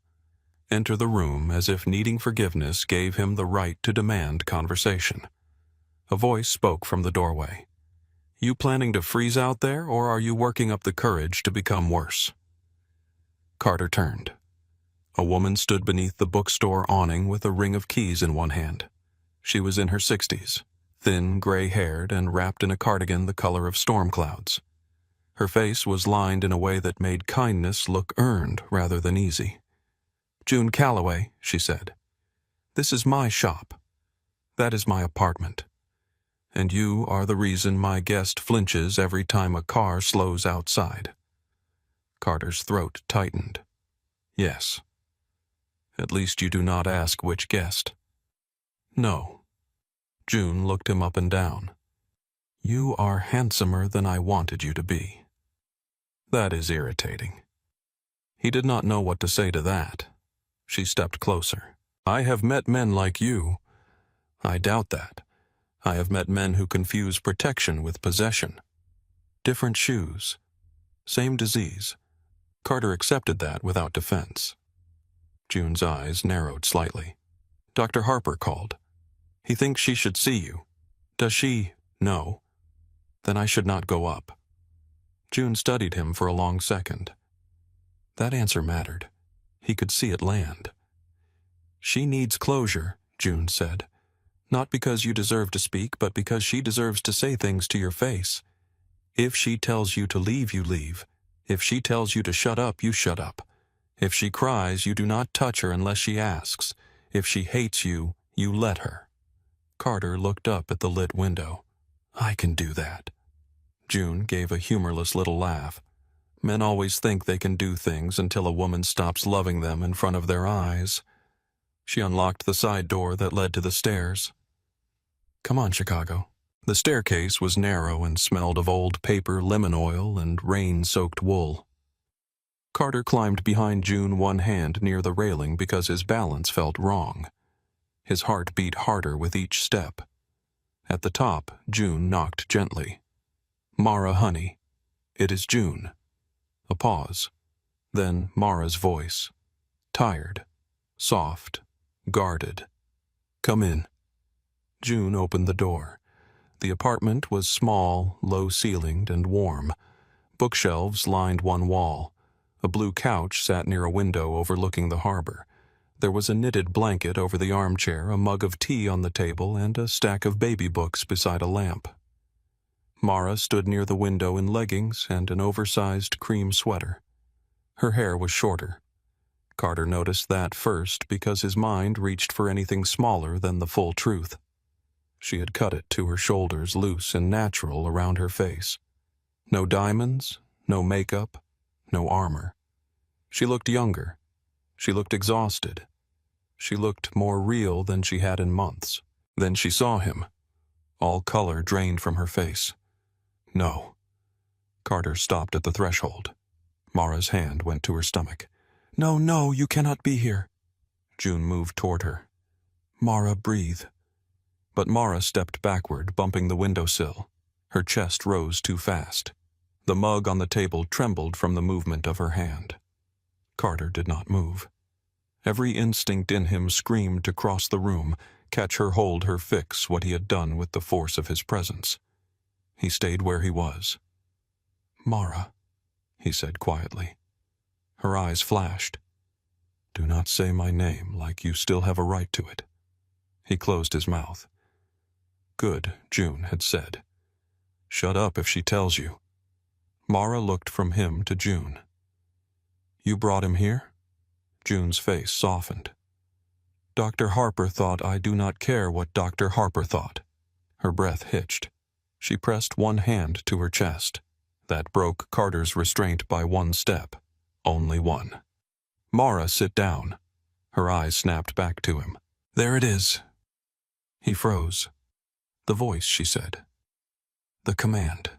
You cannot even help without giving an order. Carter's face tightened with pain. You are right. She blinked. He forced himself to speak slowly. I was afraid. That came out as control. I am sorry. Mara stared as if he had answered in another language. June guided her toward the couch. Sit, because I am asking, not because he did. Mara allowed that. She sat carefully, one hand still on her belly, her face pale. Carter remained by the door. The distance between them was only 12 feet. It felt like years. How did you find me? Mara asked. I hired an investigator. Her laugh was sharp and broken. Of course you did. I know. No, you do not know. I ran from you, Carter. I changed clothes in a bus station bathroom. I paid cash. I used my old name. I kept my head down like a criminal because I was so scared you would do exactly this. I know, he said again, then stopped himself. No, I do not know what that felt like. I only know I caused it. Her eyes filled, but no tears fell. Why are you here to make sure you are safe? I am safer here than I was with you. The words struck clean. Carter nodded. Yes. Mara stared at him. She had sharpened herself for a fight. He could see it. She had expected denial, excuses, explanations, perhaps even anger. He gave her none, and that made the room unfamiliar. You read the letter, she said. Yes. The records. Yes. The journals. His voice lowered. Yes. Her face tightened. That was not for you to forgive yourself with. I know. And the recording, I heard it. Mara's hand closed around the blanket. Then you know. He looked at her fully. I know my mother poisoned what was already weak in me. I know I let her. I know I called neglect duty because it sounded less shameful. I know you tried to tell me, and I made silence easier than listening.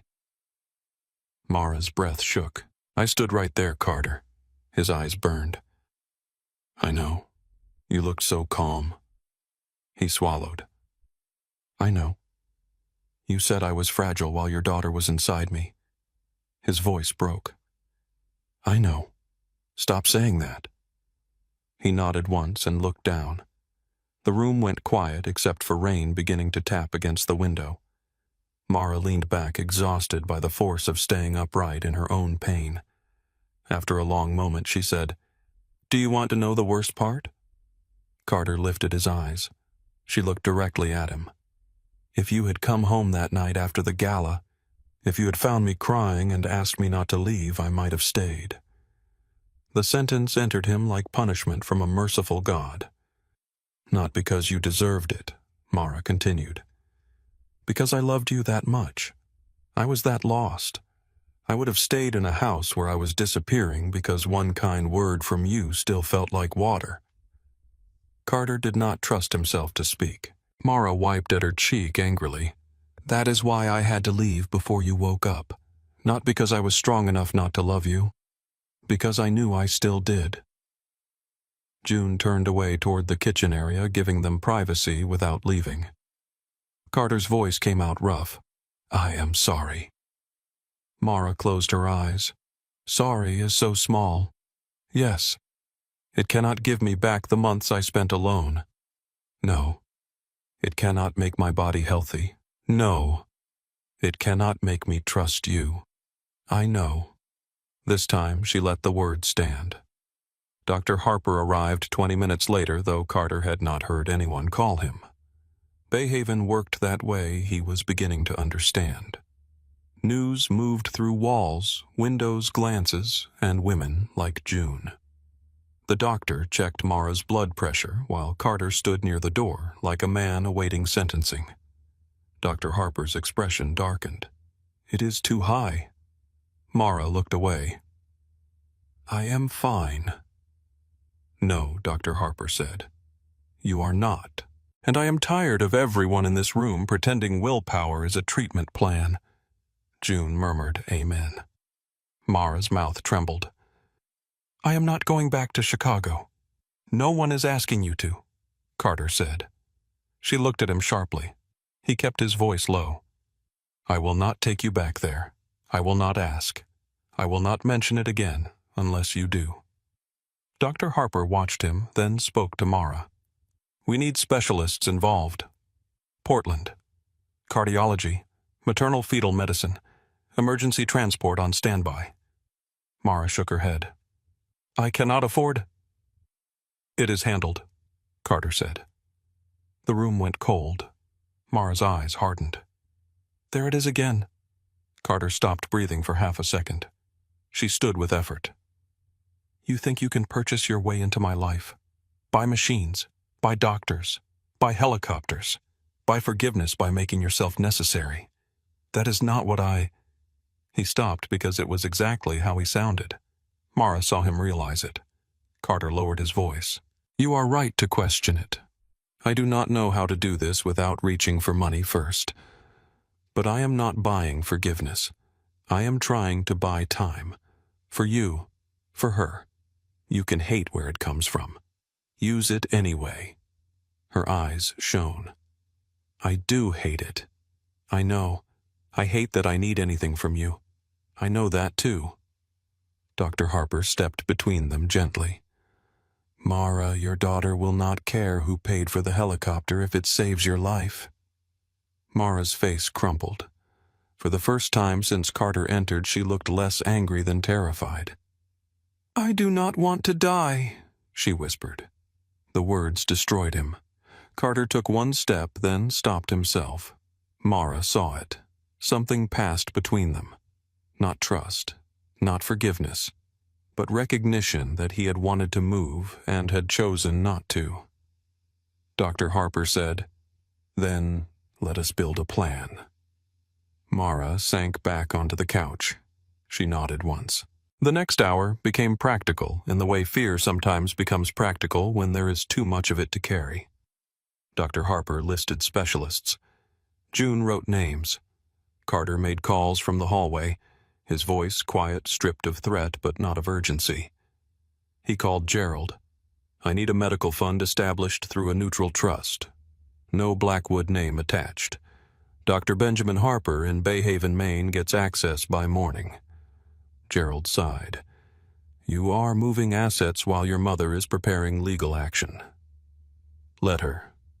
You need to consider no. I need a cardiac specialist, a high-risk pregnancy team, portable monitoring equipment, and emergency helicopter access, without my wife feeling like I put a chain around her ankle. Make that happen. Gerald went silent.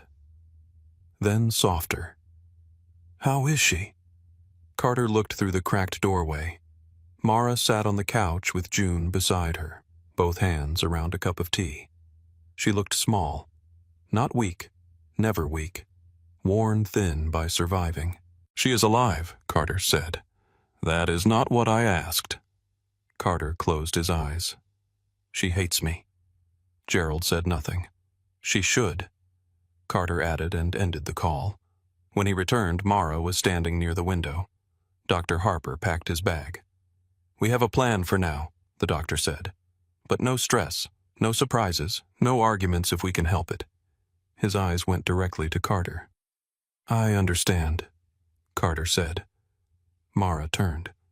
"You can stay in Bayhaven," she said. The words landed with such force Carter almost stepped back. "But not here," she added. "Not near me." He nodded. "You do not come to the apartment unless I ask you to. You do not send people to watch me. You do not talk to June or Dr. Harper to get messages to me unless it is medical. You do not decide what is best for me without asking. I understand. If I tell you to leave town, you leave." Carter's chest tightened. He forced the answer out. "Yes." She studied him as if waiting for resistance. He gave her none. Finally, she looked away. "Then go." There it was, the first real test. Carter wanted to say one more thing. "I love you. I am sorry. I did not know how to be human until losing you taught me. Please let me stay where I can see you breathing." He said none of it. He turned and walked out.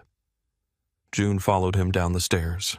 At the bottom in the dark bookstore, she stopped him between shelves of used novels and local history books. "You did better than I expected." "That is not saying much." "No," she said. "It is not." He looked toward the ceiling. "Will she be all right tonight?" June's face softened despite herself. "I will stay with her. Thank you. I am not doing it for you. I know." June unlocked the front door. "There is a motel near the edge of town. Bay Rest. Ask for room 9. It has the least mold." Carter almost laughed. It came out as a breath. "Good night, June." She opened the door. "Carter." He turned. "She loved you loudly enough to stay silent for months. Do not mistake quiet now for emptiness. It is injury." He nodded once and stepped into the rain. The Bay Rest Motel sat beside the road leading out of town, a low building with faded blue doors and a buzzing sign that lost the letter T every few seconds. The woman at the desk gave him a room key attached to a plastic lobster and did not ask for much beyond cash and whether he smoked. Room 9 smelled faintly of bleach and old carpet. The bed sagged. The heater rattled. The curtains did not fully close. Carter sat on the edge of the mattress and stared at his hands. In Chicago, his bedroom had looked over a city. In Bayhaven, his window looked at a vending machine. It felt appropriate. He did not sleep. At dawn, Ethan called. "You alive?" "Yes." "You found her?" "Yes." And Carter watched a gull land on the hood of a truck outside. "She can barely stand to look at me." Ethan was quiet. "I am sorry. She is letting me stay in town. For medical reasons. That is something. It is less than I deserve." Ethan ignored that. "Chicago is getting ugly. Evelyn is calling old allies. Hollis wants reassurance. Mason is threatening to delay the project if you do not personally guarantee protection. Let it delay. You spent 2 years building that deal." "I spent 3 years losing my wife." Ethan exhaled. "Fine. I will hold it together. If it breaks, let it. That is easy to say from Maine." Carter looked at the cheap room, the cracked ceiling, the coffee machine missing its pot. "No," he said. "For the first time, it is easy to mean." Days passed strangely after that. Carter became a ghost on the edge of Mara's new life. He saw her only once from a distance through the bookstore window. She sat in an armchair by the front display, a blanket over her legs, reading a children's book with one hand on her stomach. June was at the counter pretending not to watch both Mara and the street. Carter crossed to the other side before Mara could look up. He learned Bayhaven because there was nothing else he was allowed to do. He drank coffee at Mabel's every morning. Nora refilled his cup without asking and judged him with slightly less violence each day. Sam gave him a loose stool in the back room to repair, then a shelf, then a stuck freezer door. Carter had not fixed anything with his hands in years. The work blistered his palms and steadied his mind. Dr. Harper gave him medical lists without commentary. Carter made calls. Portable monitors arrived. Then medication. Then a cardiology consult through a secure video connection at the clinic. Then a helicopter service agreement filed under a charitable rural access grant so Mara would not see his name. She saw through it anyway. One afternoon, June walked into Mabel's carrying a paper bag of books and found Carter tightening a hinge on the back door. "She knows," June said. Carter did not look up. "About the equipment." "About enough." He tightened the screw carefully. "Is she angry?" "Yes." He nodded. "Good." June frowned. "Good anger means she is still here to feel it." June watched him for a moment, then set the bag down. "You are a strange man, Carter Blackwood." "No," he said. "I am a simple man who made himself complicated to avoid shame." June did not answer. That evening, Mara sent her first message through Dr. Harper. Not a note. Not a letter. A sentence. "Tell him I know what he is doing, and I am not grateful." Carter read it twice. Then he handed the phone back to the doctor. "Tell her I did not do it for gratitude." Dr. Harper's eyes narrowed. "Anything else?" Carter looked toward the clinic door behind which Mara had just finished a checkup. "No." He left before wanting became action. A week after Carter arrived, Evelyn came to Bayhaven. She did not call first. She arrived in a black SUV that looked obscene against the narrow street, wearing a winter white coat and pearls bright enough to offend the weather. Carter saw the vehicle from inside Mabel's and stood so suddenly his chair struck the floor behind him. Nora looked toward the window. "Problem?" "My mother." Sam came out of the kitchen with a knife in his hand, then looked down as if surprised to find it there. "Should I put this away or keep it?"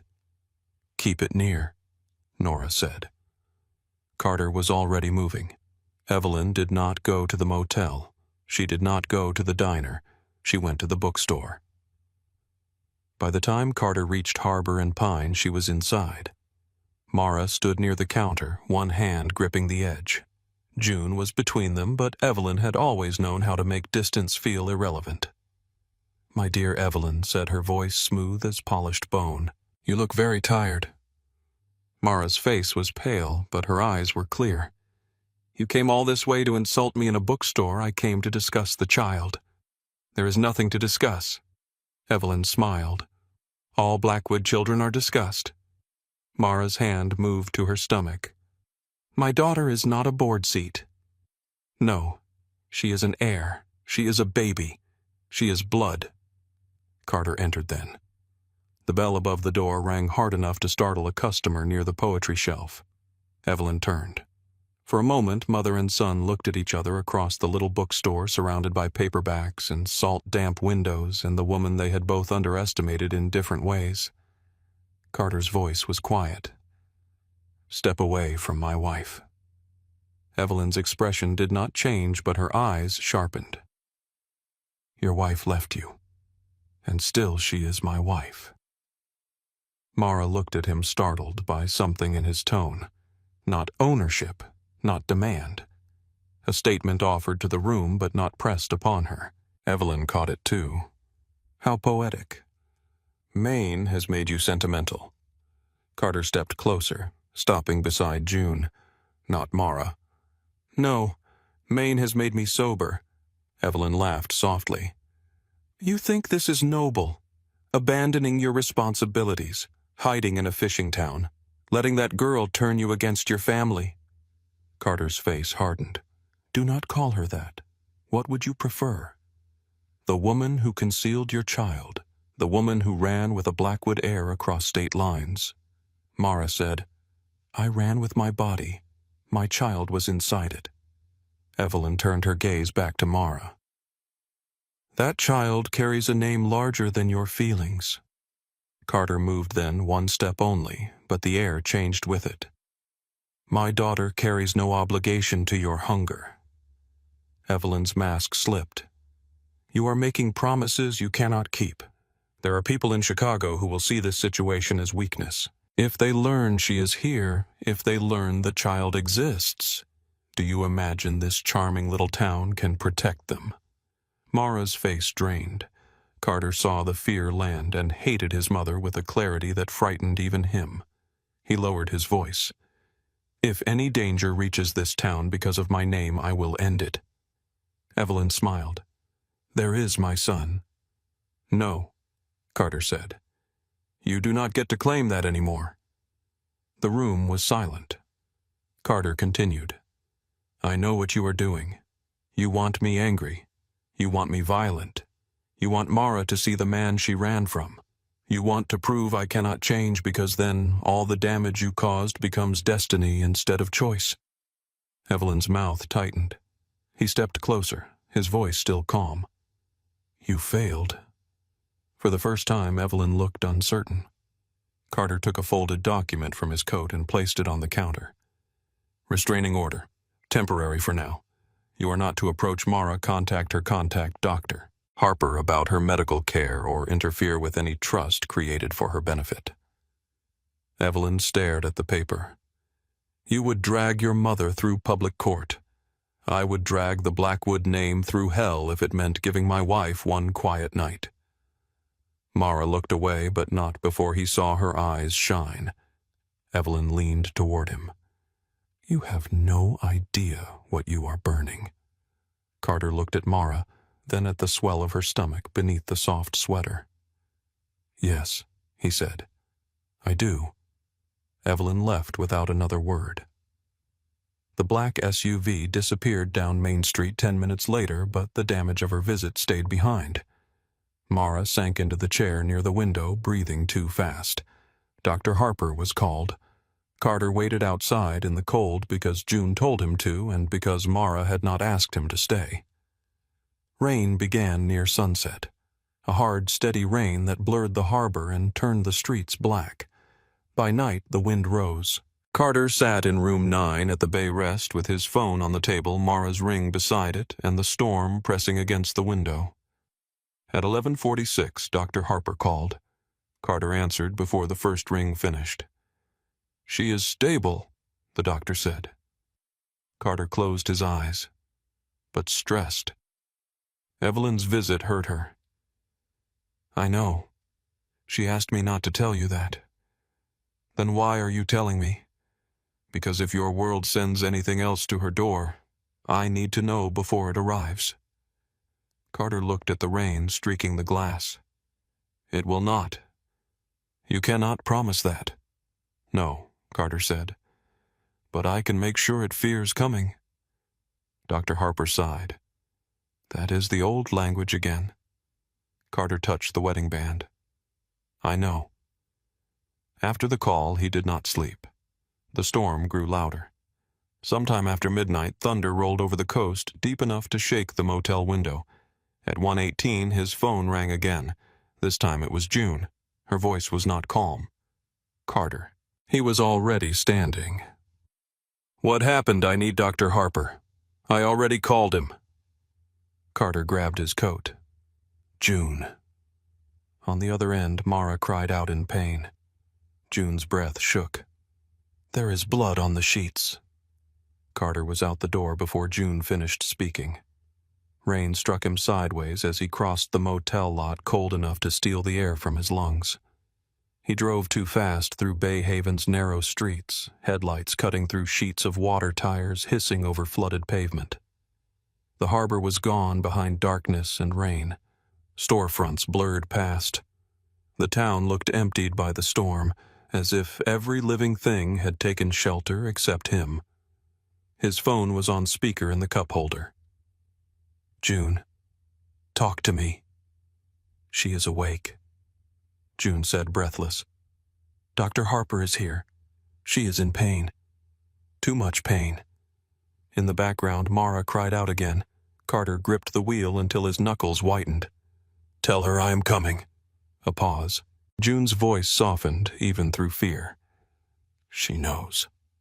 He reached the bookstore in 4 minutes. Dr. Harper's truck was already crooked at the curb light still on. Sam's pickup was behind it. Nora stood under the awning in a raincoat, holding the door open like she had been waiting for war. Carter ran up the stairs. The apartment looked smaller under crisis. Lamps burned too bright. Towels lay on the floor. Dr. Harper knelt beside the bed. His sleeves rolled up, his medical bag open. June stood near Mara's shoulders, one hand smoothing damp hair from her face. Mara lay on her side, pale as paper, one hand clamped over her stomach. Her eyes found Carter the second he entered. For once there was no anger in them, only terror. "Carter," she whispered. He stopped at the foot of the bed, soaked and shaking. "I am here." Her mouth trembled. "I did not ask you to come." "I know." Another contraction seized her. Her body arched, and the sound she made tore through him worse than any scream he had ever heard in his life. Dr. Harper looked up. "We have to move her. Now." To Portland, Carter asked. "If the roads hold, helicopter cannot land here in this wind. They are trying to find a window at the emergency field outside town, but I cannot promise we get one." Mara grabbed June's hand. "No hospital." Dr. Harper's voice sharpened. "Mara, you are bleeding. Your pressure is dangerously high. The baby's heart rate is unstable. This is no longer a discussion." Her eyes filled. "I cannot go back." Carter moved closer, slow enough not to startle her. "Not Chicago," he said. "Portland. No Evelyn. No Blackwood people. No one but the doctor, June, and whoever you choose." Mara looked at him through pain. "And you?" The question hung between them. It was not an invitation. It was a test. Carter swallowed. "I will come only if you want me there." The old Carter would have decided. He would have lifted her, ordered the room, commanded the road to open because his fear needed action. Now he stood still while the woman he loved fought for breath, and waiting for her choice felt like being skinned alive. Mara closed her eyes. Another wave of pain crossed her face. When she opened them, tears slid into her hair. "I am scared." His voice broke. "I know. Do not lie to me. I will not. Am I going to die?" June covered her mouth. Dr. Harper looked away for half a second. Carter wanted to say no. He wanted to build the word into a wall around her. He wanted to promise survival like he could promise a signed contract or a man's silence. But love, real love, did not use lies as blankets.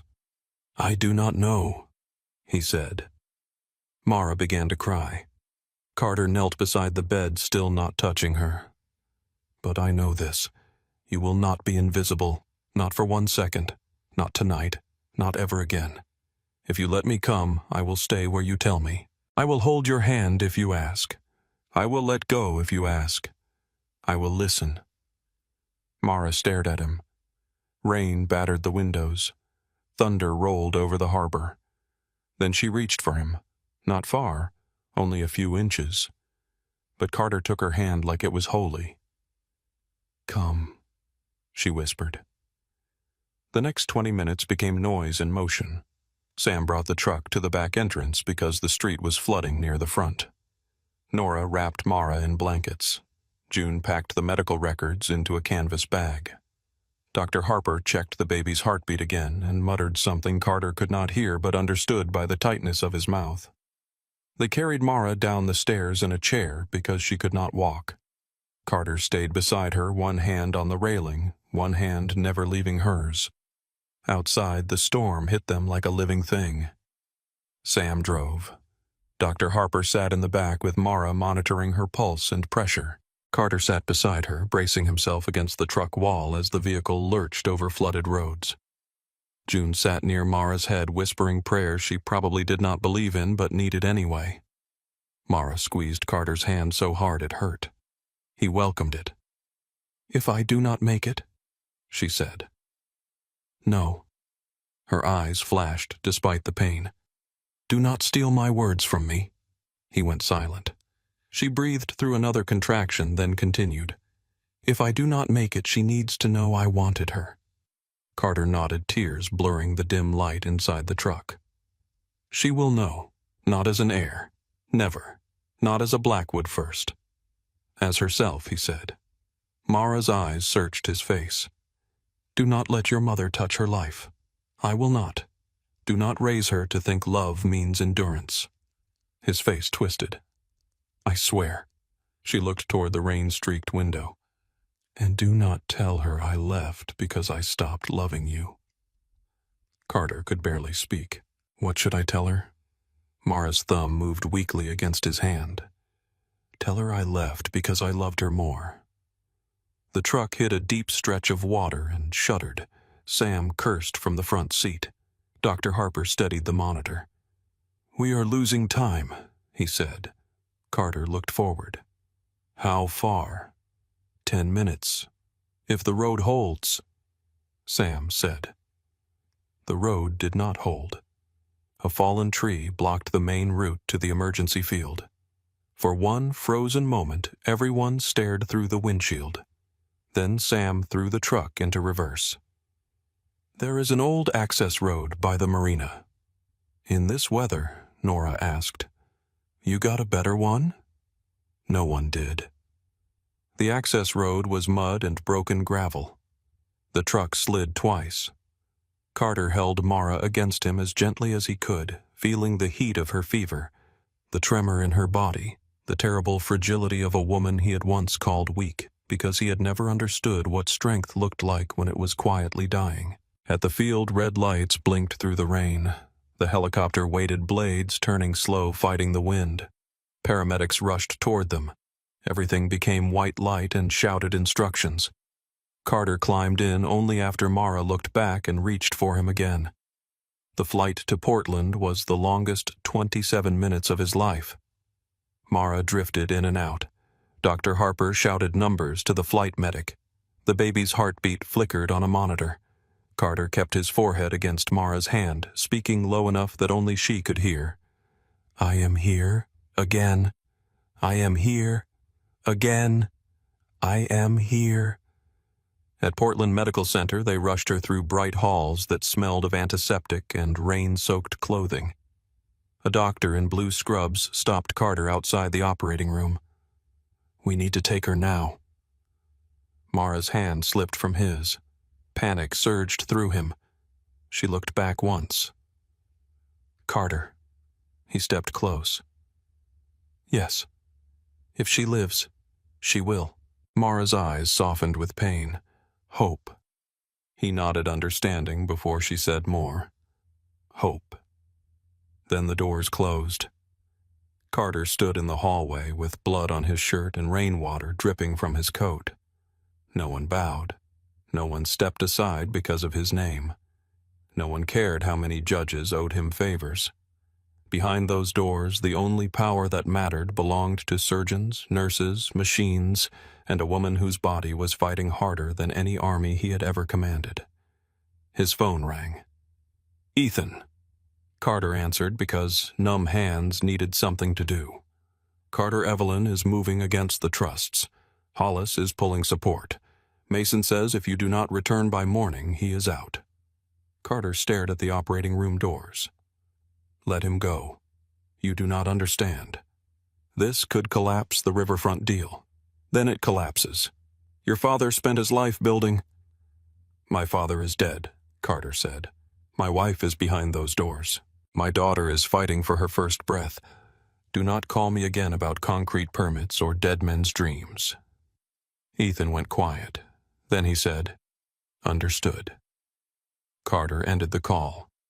Hours passed without mercy. June arrived with Nora and Sam. Nora forced coffee into Carter's hand. He did not drink it. Sam sat beside him without speaking. June held Mara's bag in her lap and stared at the floor as if bargaining with it. At 4:32 in the morning, a surgeon came out. Carter stood so fast the coffee spilled across the tile. The surgeon removed her mask. "Your daughter is alive." The world stopped. Carter's mouth opened, but no sound came out. June made a broken sound behind him. "She is premature," the surgeon continued, small but breathing with support. "The neonatal team has her." Carter gripped the back of a chair. "My wife." The doctor's face softened, but only slightly. "She survived surgery. She is critical. The next 24 hours matter." Carter lowered his head. The sob that came out of him did not sound like the man Chicago knew.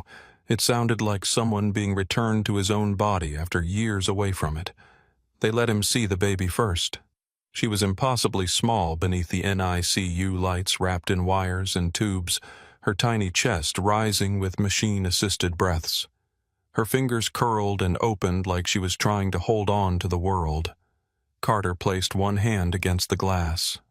"Hi, Hope," he whispered.